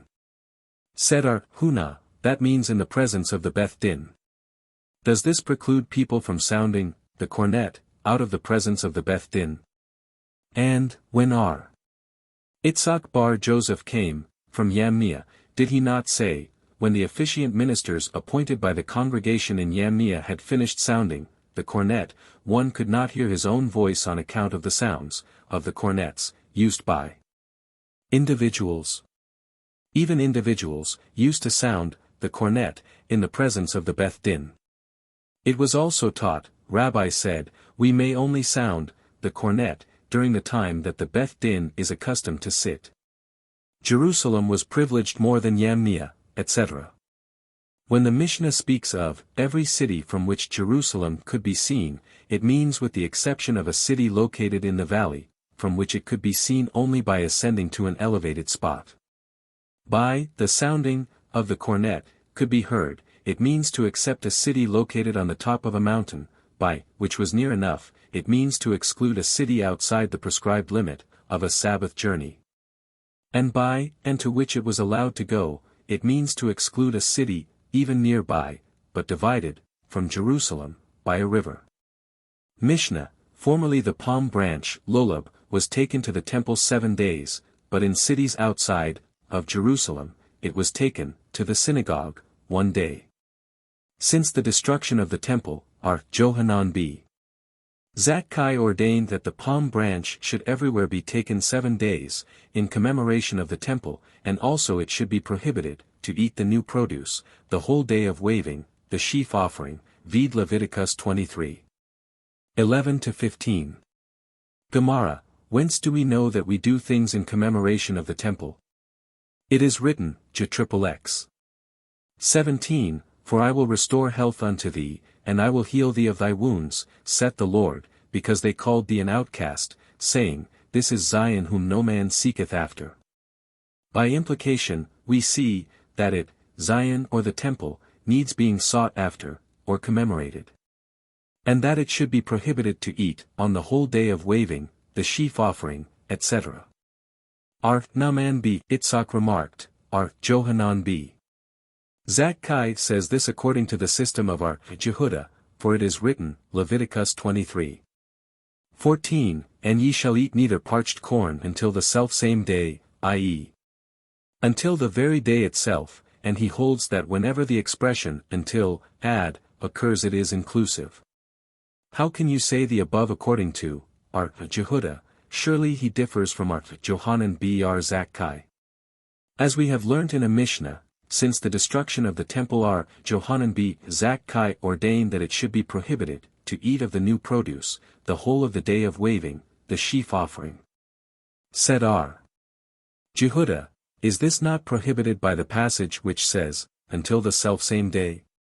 Our Jehuda was mistaken, he thought that our Johanan b. Zakkai taught that the prohibition was rabbinical, and it was not so, for our Johanan also said it was biblical. But does the Mishnah not say, he ordained? Yes, but what does it mean by, he ordained? It means, he explained the ordinance. Mishnah, formerly they received evidence as to the appearance of the new moon the whole of the 30th day. Once the witnesses were delayed in coming, and they disturbed the songs of the Levites.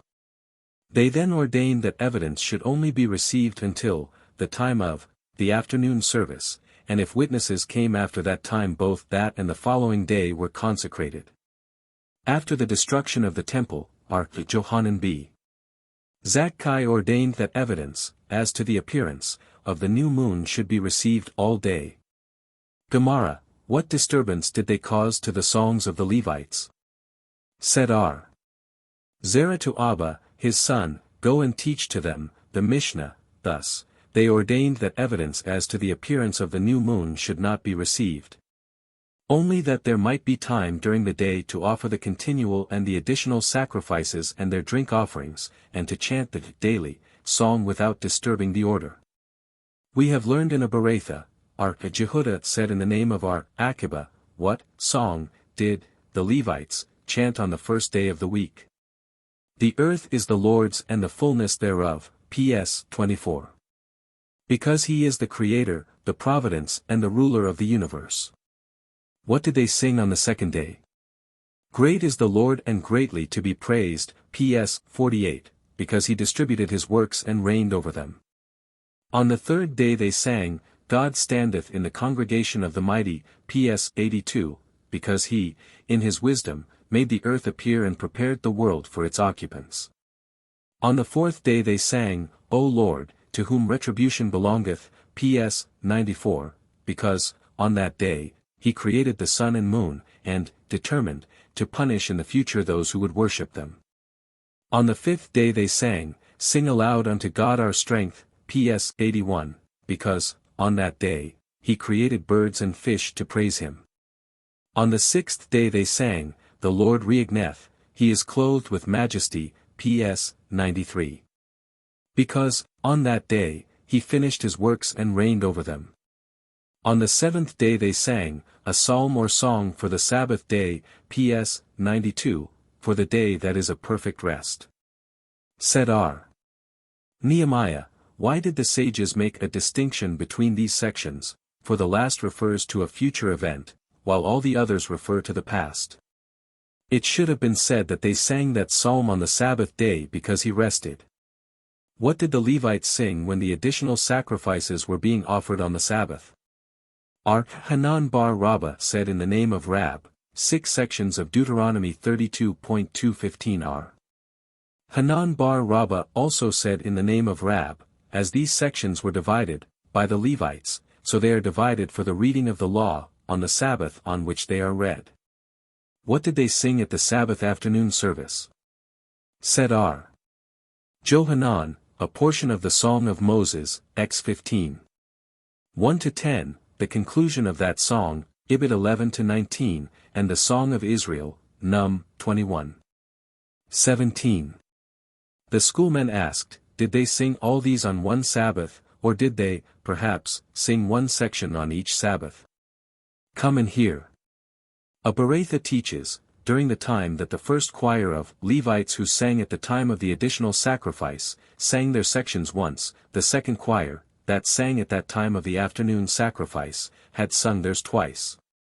From this we may deduce that they sang but one section on each Sabbath. R. Jehudah b. Gedi said in the name of R. Johanan, according to the rabbinical explanation of certain scriptural passages the Shekinah made 10 journeys, and according to tradition a corresponding number of times was the Sanhedrin exiled, viz.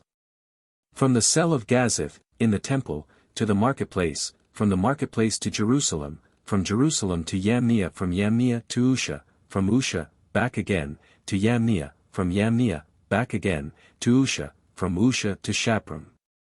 From Shapram to Beth Sherim, from Beth Sherim to Syphoris, from Syphoris to Tiberias, and Tiberias was the saddest of them all, as it is written, is. 29, and thou shalt be low, and shalt speak out of the earth. R. Eleazar says they were exiled 6 times, as it is written, is. 26. 5, for he bringeth down them that dwell on high, the lofty city he layeth low. He layeth it low even to the ground, he bringeth it even to the dust. Says R. Johanan, and thence, from the dust, they will in future be redeemed, as it is written, is. Li. 2, shake thyself from the dust, arise, and sit down, etc. Mishnah, R.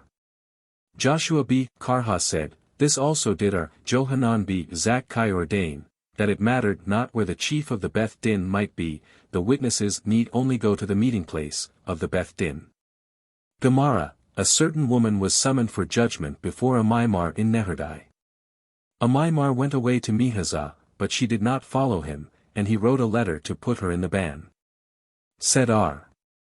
Ashi to Amimar, have we not learned that it mattered not where the chief of the Beth Din might be, the witnesses need only go to the meeting place of the Beth Din? Answered Amimar, that is true in respect to evidence for the new moon. But with regard to my action, in which case she has been summoned for debt, the borrower is servant to the lender, and she must come to the place where the chief court is, Parov 22. 7. The rabbis taught, priests may not ascend the platform in sandals to bless the people, and this is one of the 9 ordinances instituted by our Johanan b. Zakkai. 6 are to be found in this chapter, 1 in the first chapter. Another one is, if one become a proselyte nowadays, he must pay 1/4 of a shekel for a sacrifice of a bird, so that if the temple should be rebuilt the authorities would have a contribution from him towards the daily sacrifices. R. Simon b. Elazar, however, said that our Johanan had already withdrawn this regulation and annulled it, because it easily led to the sin of using the money for different purposes. And what is the 9th ordinance of our Johanan? R. Papa and R. Naaman b. Itzhak dispute about this. R. Papa says it was with regard to a vineyard of the 4th year's crop, but R. Naaman b. Itzhak says it was with regard to the crimson-colored strap, displayed on the Day of Atonement, on the scapegoat. Mishnah, the order of the benedictions, to be said on New Year is as follows: the blessings referring to the patriarchs, Abhoth, to the mighty power of God, Gabhurath, and the sanctification of the holy name. To these he adds the selection in which God is proclaimed king, Machiath, after which he does not sound the cornet, then the blessing referring to the sanctification of the day, after which the cornet is sounded. Then the biblical selections referring to God's remembrance of his creatures, Zikranoth, after which the cornet is again sounded. Then the biblical selections referring to the sounding of the cornet, Shafroth, after which the cornet is again sounded. He then recites the blessings referring to the restoration of the temple, the adoration of God, and the benediction of the priests. So is the decree of R. Johanan b. Nori. Said R. Akiba to him, if the cornet is not to be sounded after the Machiath, why are they mentioned? But the proper order is the following: the blessings referring to the patriarchs, Abhoth, to the mighty power of God, Gabhurath, and the sanctification of the holy name. To this last the biblical selections referring to the proclamation of God as king, Machiath, are joined, and then he sounds the cornet. Then the biblical selections referring to God's remembrance of his creatures, Zikranoth, and he then sounds the cornet, then the biblical selections referring to the sounding of the cornet, Shafroth, and he again sounds the cornet. Then he says the blessings referring to the restoration of the temple, the adoration of God, and the priestly benedictions. Gemara, the rabbis taught, whence do we know that we should recite the Machiath, Zikranoth, and Shafroth? Said R. Eliezer, from the passage, Leviticus 23. 24, in which it is written, Ye shall have a Sabbathon, a memorial of blowing cornets, a holy convocation. The word Sabbathon refers to the consecration of the day, a memorial refers to the Zikranoth. Blowing of cornets refers to the Shafroth, a holy convocation means the hallowing of the day in order to prohibit servile work. Said R. Akiba to him, why is not the word Sabbathon construed to mean the prohibition of servile work, since the passage, quoted above, begins with that? Therefore, let the passage be interpreted thus: Sabbathon means the hallowing of the day and the prohibition of servile work, memorial refers to the Zikranoth. Blowing of the cornets refers to the Shafroth, a holy convocation means the consecration of the day. Whence do we know that we should recite the Machiath? From the following Beretha, Rabbi said, the words, I am the Lord your God. And, in the 7th month, stand together, Leviticus 23. 22, 24, which may be interpreted to refer to the proclamation of God as king. R. Jose B. R. Jehuda says it is not necessary to cite this passage, for it is written, Num. X. 10, that they may be to you for a memorial before your God, I am the Lord your God. These concluding words, I am the Lord your God, are entirely superfluous, but since they are used, of what import are they? They form a general rule, that in every selection in which God's remembrance of his creatures is mentioned there should also be found the thought that he is the king of the universe. Mishnah, not less than 10 scriptural passages should be used for the Machiath, 10 for the Zikronoth, and 10 for the Shafroth. Our Johanan B. Nori says, if by 3 of each class, one will have done his duty. Gemara, to what do the 10 scriptural passages used for the Machiath correspond? Answered Rabbi, to the 10 expressions of praise used by David in the Psalms. But there are more expressions of praise found. Only those are meant, in conjunction with which it is written, praise him with the sound of the cornet, Psalm ci. 3. R. Joseph says, they correspond to the 10 commandments that were proclaimed to Moses on Sinai. R. Johanan said, they correspond to the 10 words with which the universe was created. By 3 of each class, one will have done his duty. The schoolmen asked, does he mean 3 from the Pentateuch, 3 from the prophets, and 3 from the Hagiographa, which would make 9, and they differ about 1 passage? Or perhaps 1 from the Pentateuch and 1 from the prophets and 1 from the Hagiographa, which would make 3, and they differ about many passages? Come and hear. We have learned in a Beretha, not less than 10 scriptural passages should be used for the Machiath, 10 for the Zikronoth, and 10 for the Shafroth. But if 7 of them all were recited, corresponding to the 7 heavens, the duty has been fulfilled. Our Johanan ben Nori remarked, he that recites less than 10 of each, should not, however, recite less than 7. But if he recited but 3, corresponding to the Pentateuch, prophets, and Hagiographa, according to others corresponding to the priests, Levites, and Israelites, it is sufficient. Said R. Huna in the name of Samuel, the halakha prevails according to our Johanan b. Nori. Mishnah, we do not cite scriptural passages for the above 3 series that contain predictions of punishment. The passages from the Pentateuch are to be recited first, and those from the prophets last. Art Jose, however, says, if the concluding passage is from the Pentateuch one has also done his duty.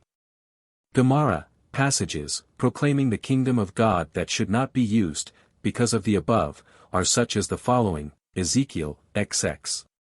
33, as I live, saith the Lord God, surely with a mighty hand, and with a stretched out arm, and with fury poured out, I will rule over you, and although as are. Naaman says, of this passage let him be angry with us, but let him take us out of captivity. Still, since it refers to anger, we should not mention anger at the beginning of the year. An example of the same idea being found in conjunction with the Zikronoth is to be read in PS 78. 39, for he remembered they were but flesh. In conjunction with the Shafroth an example is found in Hosea v. 8, blow ye the cornet in Gibeah, etc. We must not mention the remembrance of the individual, in the Zikronoth, even if the passage speaks of pleasant things, as, for example, PS CVI. For, remember me, O Lord, with the favor that thou bearest unto thy people. However, passages that contain the expression of visiting may be used in the Zikronoth, e.g., and the Lord visited Sarah, Gen 21. 1, or, I have surely visited you, X3. 16, so says our Jose, but our Jehudah says, they may not. But even if we agree to what our Jose says, shall we say that, the passage, and the Lord visited Sarah, speaks of an individual, and therefore it should not be used? Nay. Since many descended from her, she is regarded as many and therefore that passage, though speaking of one only, is regarded as though it spoke of many. In the Machiath, they used PS 24. 7-10, which is divided into 2 parts. The first part can be used as 2 of the required passages, and the second as 3, so said our Jose, but our Jehudah said, the first part can be used only for 1, and the second for 2.216 so 2, PS 47. 7-9, sing praises to God, sing praises to our King, sing praises, for God is the King of all the earth. Our Jose said, this may be used for two of the Machiath, but our Jehuda said, it is to be reckoned as one only. He rejects one, because the words, our king, referring to one people only, was not a sufficiently broad expression of praise for him who is the king of the universe. Both, however, agree that the next verse of the same psalm, God is king over the nations, God sitteth upon the throne of his holiness, is to be used for one only. A passage containing a reference to God's remembrance of his creatures and also to the cornet. As for instance, Leviticus 23:24, ye shall have a Sabbath, a memorial of blowing of cornets, may be used in the Zikronoth and the Shafroth, so said our Jose, but our Jehuda said, it can only be used in the Zikronoth. A passage in which God is proclaimed king, containing also a reference to the cornet, as for instance, Num 23:2-1, the Lord his God is with him, and the shout, Teruath, of a king is among them, may be used in the Machiath and in the Shafroth, said our Jose, but our Jehuda said, it may only be used in the Machiath. A passage containing a reference to the cornet, and nothing else, as for instance, Num 29:1, it is a day of blowing the cornet, may be used for the Shafroth, so said our Jose, our Jehuda, however, said, must not be used at all. The passages from the Pentateuch are to be recited first and those from the prophets last. Our Jose said, we should conclude with a passage from the Pentateuch, but if one concluded with a passage from the prophets, one has done his duty. We have also learned, our Elazar Bar our Jose says, the Vatican II-17 used to conclude with a passage from the Pentateuch. It is correct as far as Zikronoth and Shafroth are concerned, for there are many such passages. But as for the Machiath there are but three in the Pentateuch, viz., the Lord his God is with him, and the shout of a king is among them, Num 23:21, and he was king in Yeshurun, Deuteronomy 33:5, and the Lord shall reign forever, Ex. 15:18, but we require 10 and there are not so many. Said our Huna, we have learned that, according to our Jose, the passage, hear, O Israel, the Lord our God is one, Deuteronomy 6:4, may be considered as Machiath, but our Jehuda said, it may not. So also they differ with regard to the passages, know, therefore, this day, and consider it in thine heart, that the Lord, he is God, there is none else, Deuteronomy 4:39, and unto thee it was shewed, that thou mightest know that the Lord, he is God, there is none else beside him, Deuteronomy 4:35, according to the one they are considered Machiath, but according to the other not. Mishnah, the second of those who act as ministers of the congregation on the feast of New Year shall cause another to sound the cornet, on days when the Hallel, service of praise, Ps. Xi, Xvi, is read, the first, minister, must read it. In order to sound the cornet on New Year's Day it is not permitted to go beyond the Sabbath limit, to remove a heap of stones, to ascend a tree, to ride on an animal, to swim over the waters. Nor to cut it, the cornet, with anything prohibited either by the rabbinical laws against servile work or by a biblical negative commandment. But if one wishes to put water or wine in a cornet, to cleanse it, he is allowed to. Children must not be prevented from sounding the cornet, but on the contrary we are permitted to occupy ourselves with teaching them until they learn to sound it. But one who thus teaches, as also others who listen to sounds thus produced, do not thereby fulfill their duty. Gemara, what is the reason of the above prohibitions? Because the sounding of the cornet is a positive commandment. Now, the observance of a festival involves both positive and negative commandments, and the one positive cannot supersede two, negative and positive. Children must not be prevented from sounding the cornet, etc. But women are to be prevented? Have we not learned in a Beretha, neither women nor children may be prevented from sounding the cornet on the New Year's Day? Said Abai, it presents no difficulty, the one is according to our Jehuda and the other is according to our Jose and our Simeon, who say that as women are permitted, in the case of sacrifices, to lay their hands on the animals, so here, if they desire to sound the cornet, they may. Until they learn. Said Eleazar, even on the Sabbath. So also we have learned in the following Beretha, we are permitted to occupy ourselves with teaching, children, until they learn, to sound the cornet, even on the Sabbath, and if we do not prevent them doing this on the Sabbath, how much less do we? On the feast of New Year. Our Mishnah says, we do not prevent them, from this we may infer that we do not start to tell to a child, go and sound the cornet. It presents no difficulty, a child already initiated in the performance of religious may be told also, go and sound. But not a child not yet initiated, however, we do not prevent him. Mishnah, the order of sounding the cornet is 3 times 3. The length of a tekiah is equal to that of 3 teruah, and that of each teruah as 3 moans, yababhoth. If a person sounded a tekiah and prolonged it equal to 2, it is only reckoned as 1 tekiah. 2:18 He who has just finished reading the benedictions, in the additional service for the new year, and only at that time obtained a cornet, should then blow on the cornet the 3 sounds 3 times. As the reader of the congregation is in duty bound, to sound the cornet, so too is each individual. Gamaliel, however, said the reader can act for the congregation. Gemara, but have we learned in a Beretha, that the length of a tekiah is the same as that of a teruah? Said Abai, the Tana of our Mishnah speaks of the 3 series, and means that the length of all the tekiah is the same as that of all the teruah. But the Tana of the Beretha speaks of only 1 series and says that 1 tekiah is equal to 1 teruah, which is the same thing. Each teruah is, as long, as, 3 moans. But we have learned in a Beretha, a teruah is as long as 3 broken, staccato, tones, shabarim.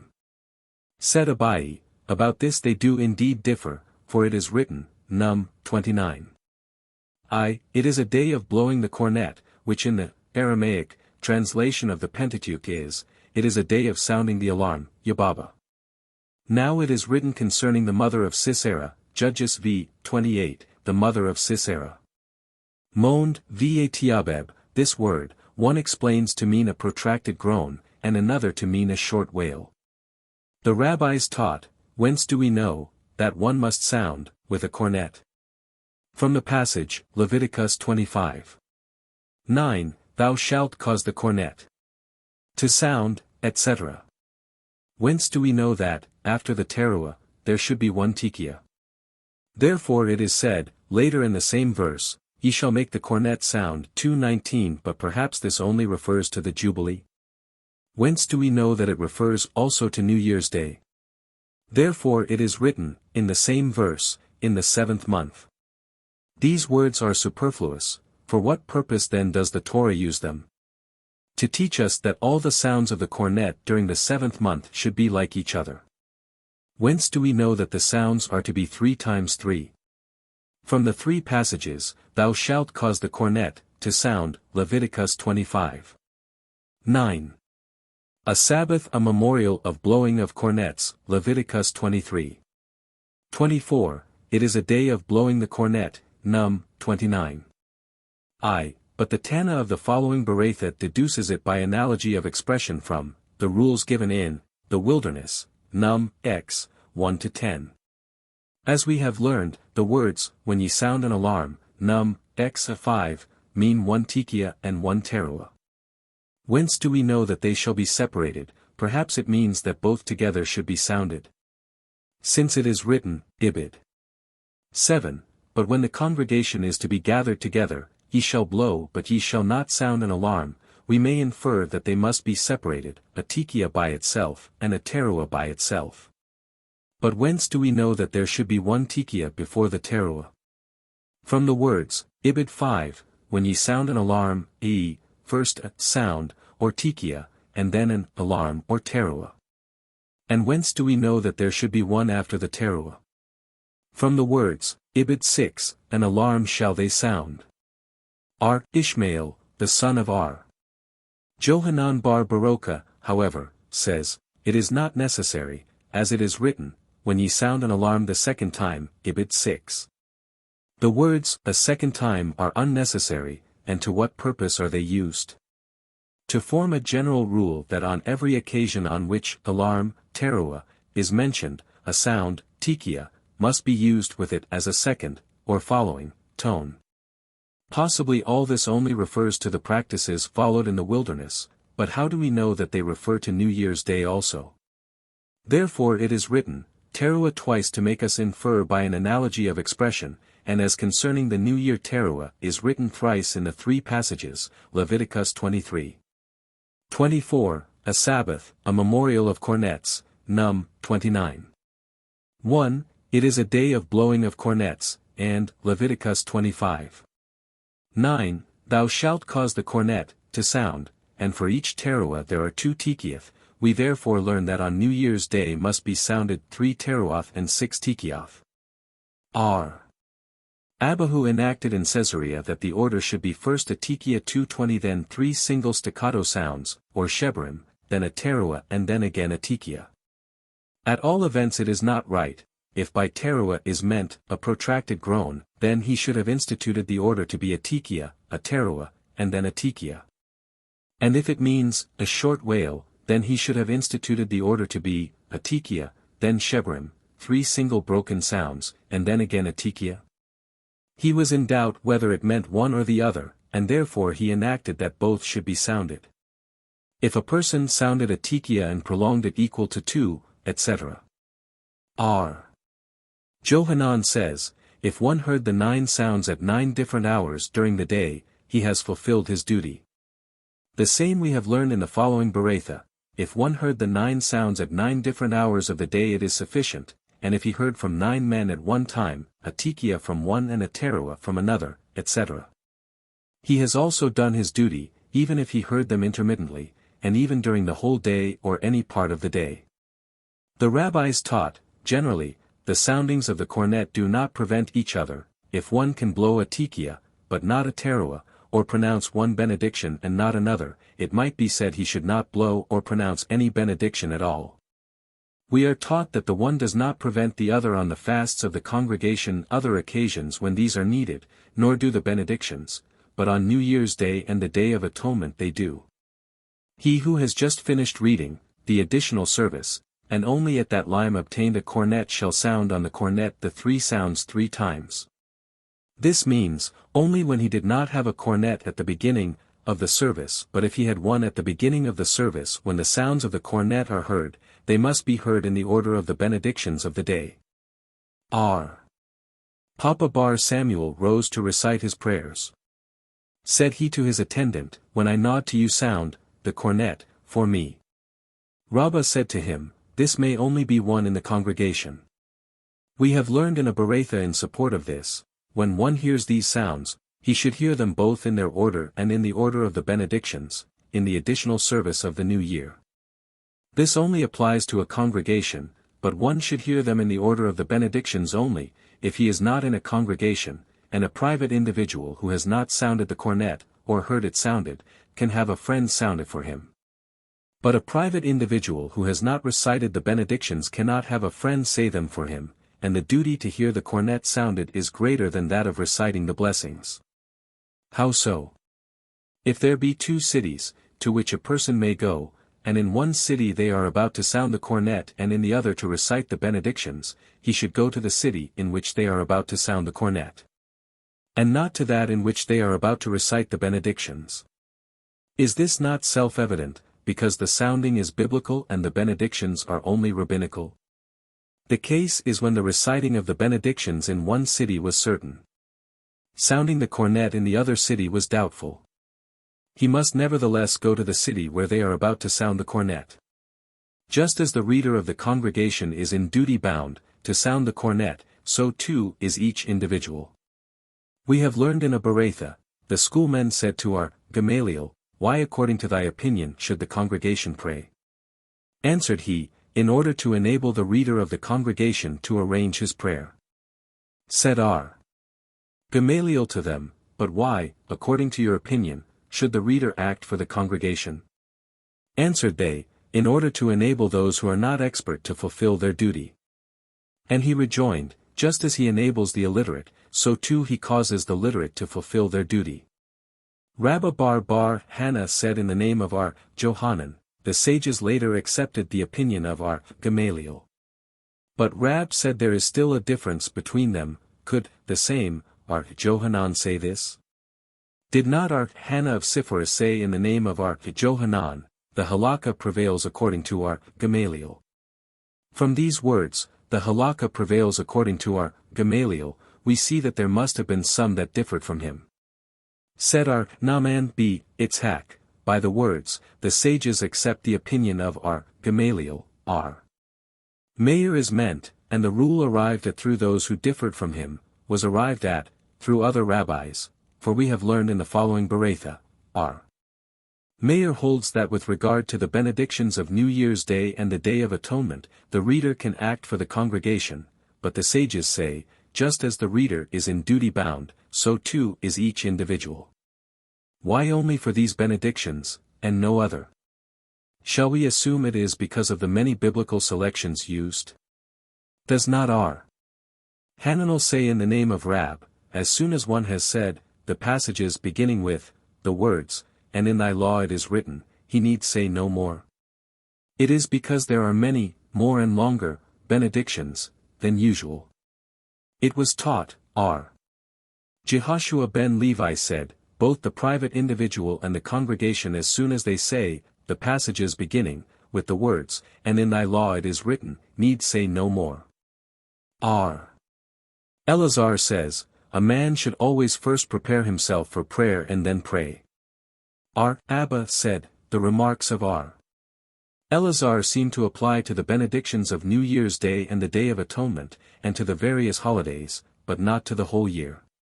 It is not so, for did not R. Jehudah prepare himself, even on a weekday, before his prayers and then offer them? R. Jehudah was an exception, for since he prayed only once in 30 days, it was like a holiday. When Rabban came, from Palestine, he said in the name of R. Jacob bar Edi quoting R. Simeon the Pious, R. Gamaliel did not excuse from public service any but field laborers. What is the difference, between them and others? They would be forced to lose their work, if they went to a synagogue, but people in a city must go, to the house of prayer. The end.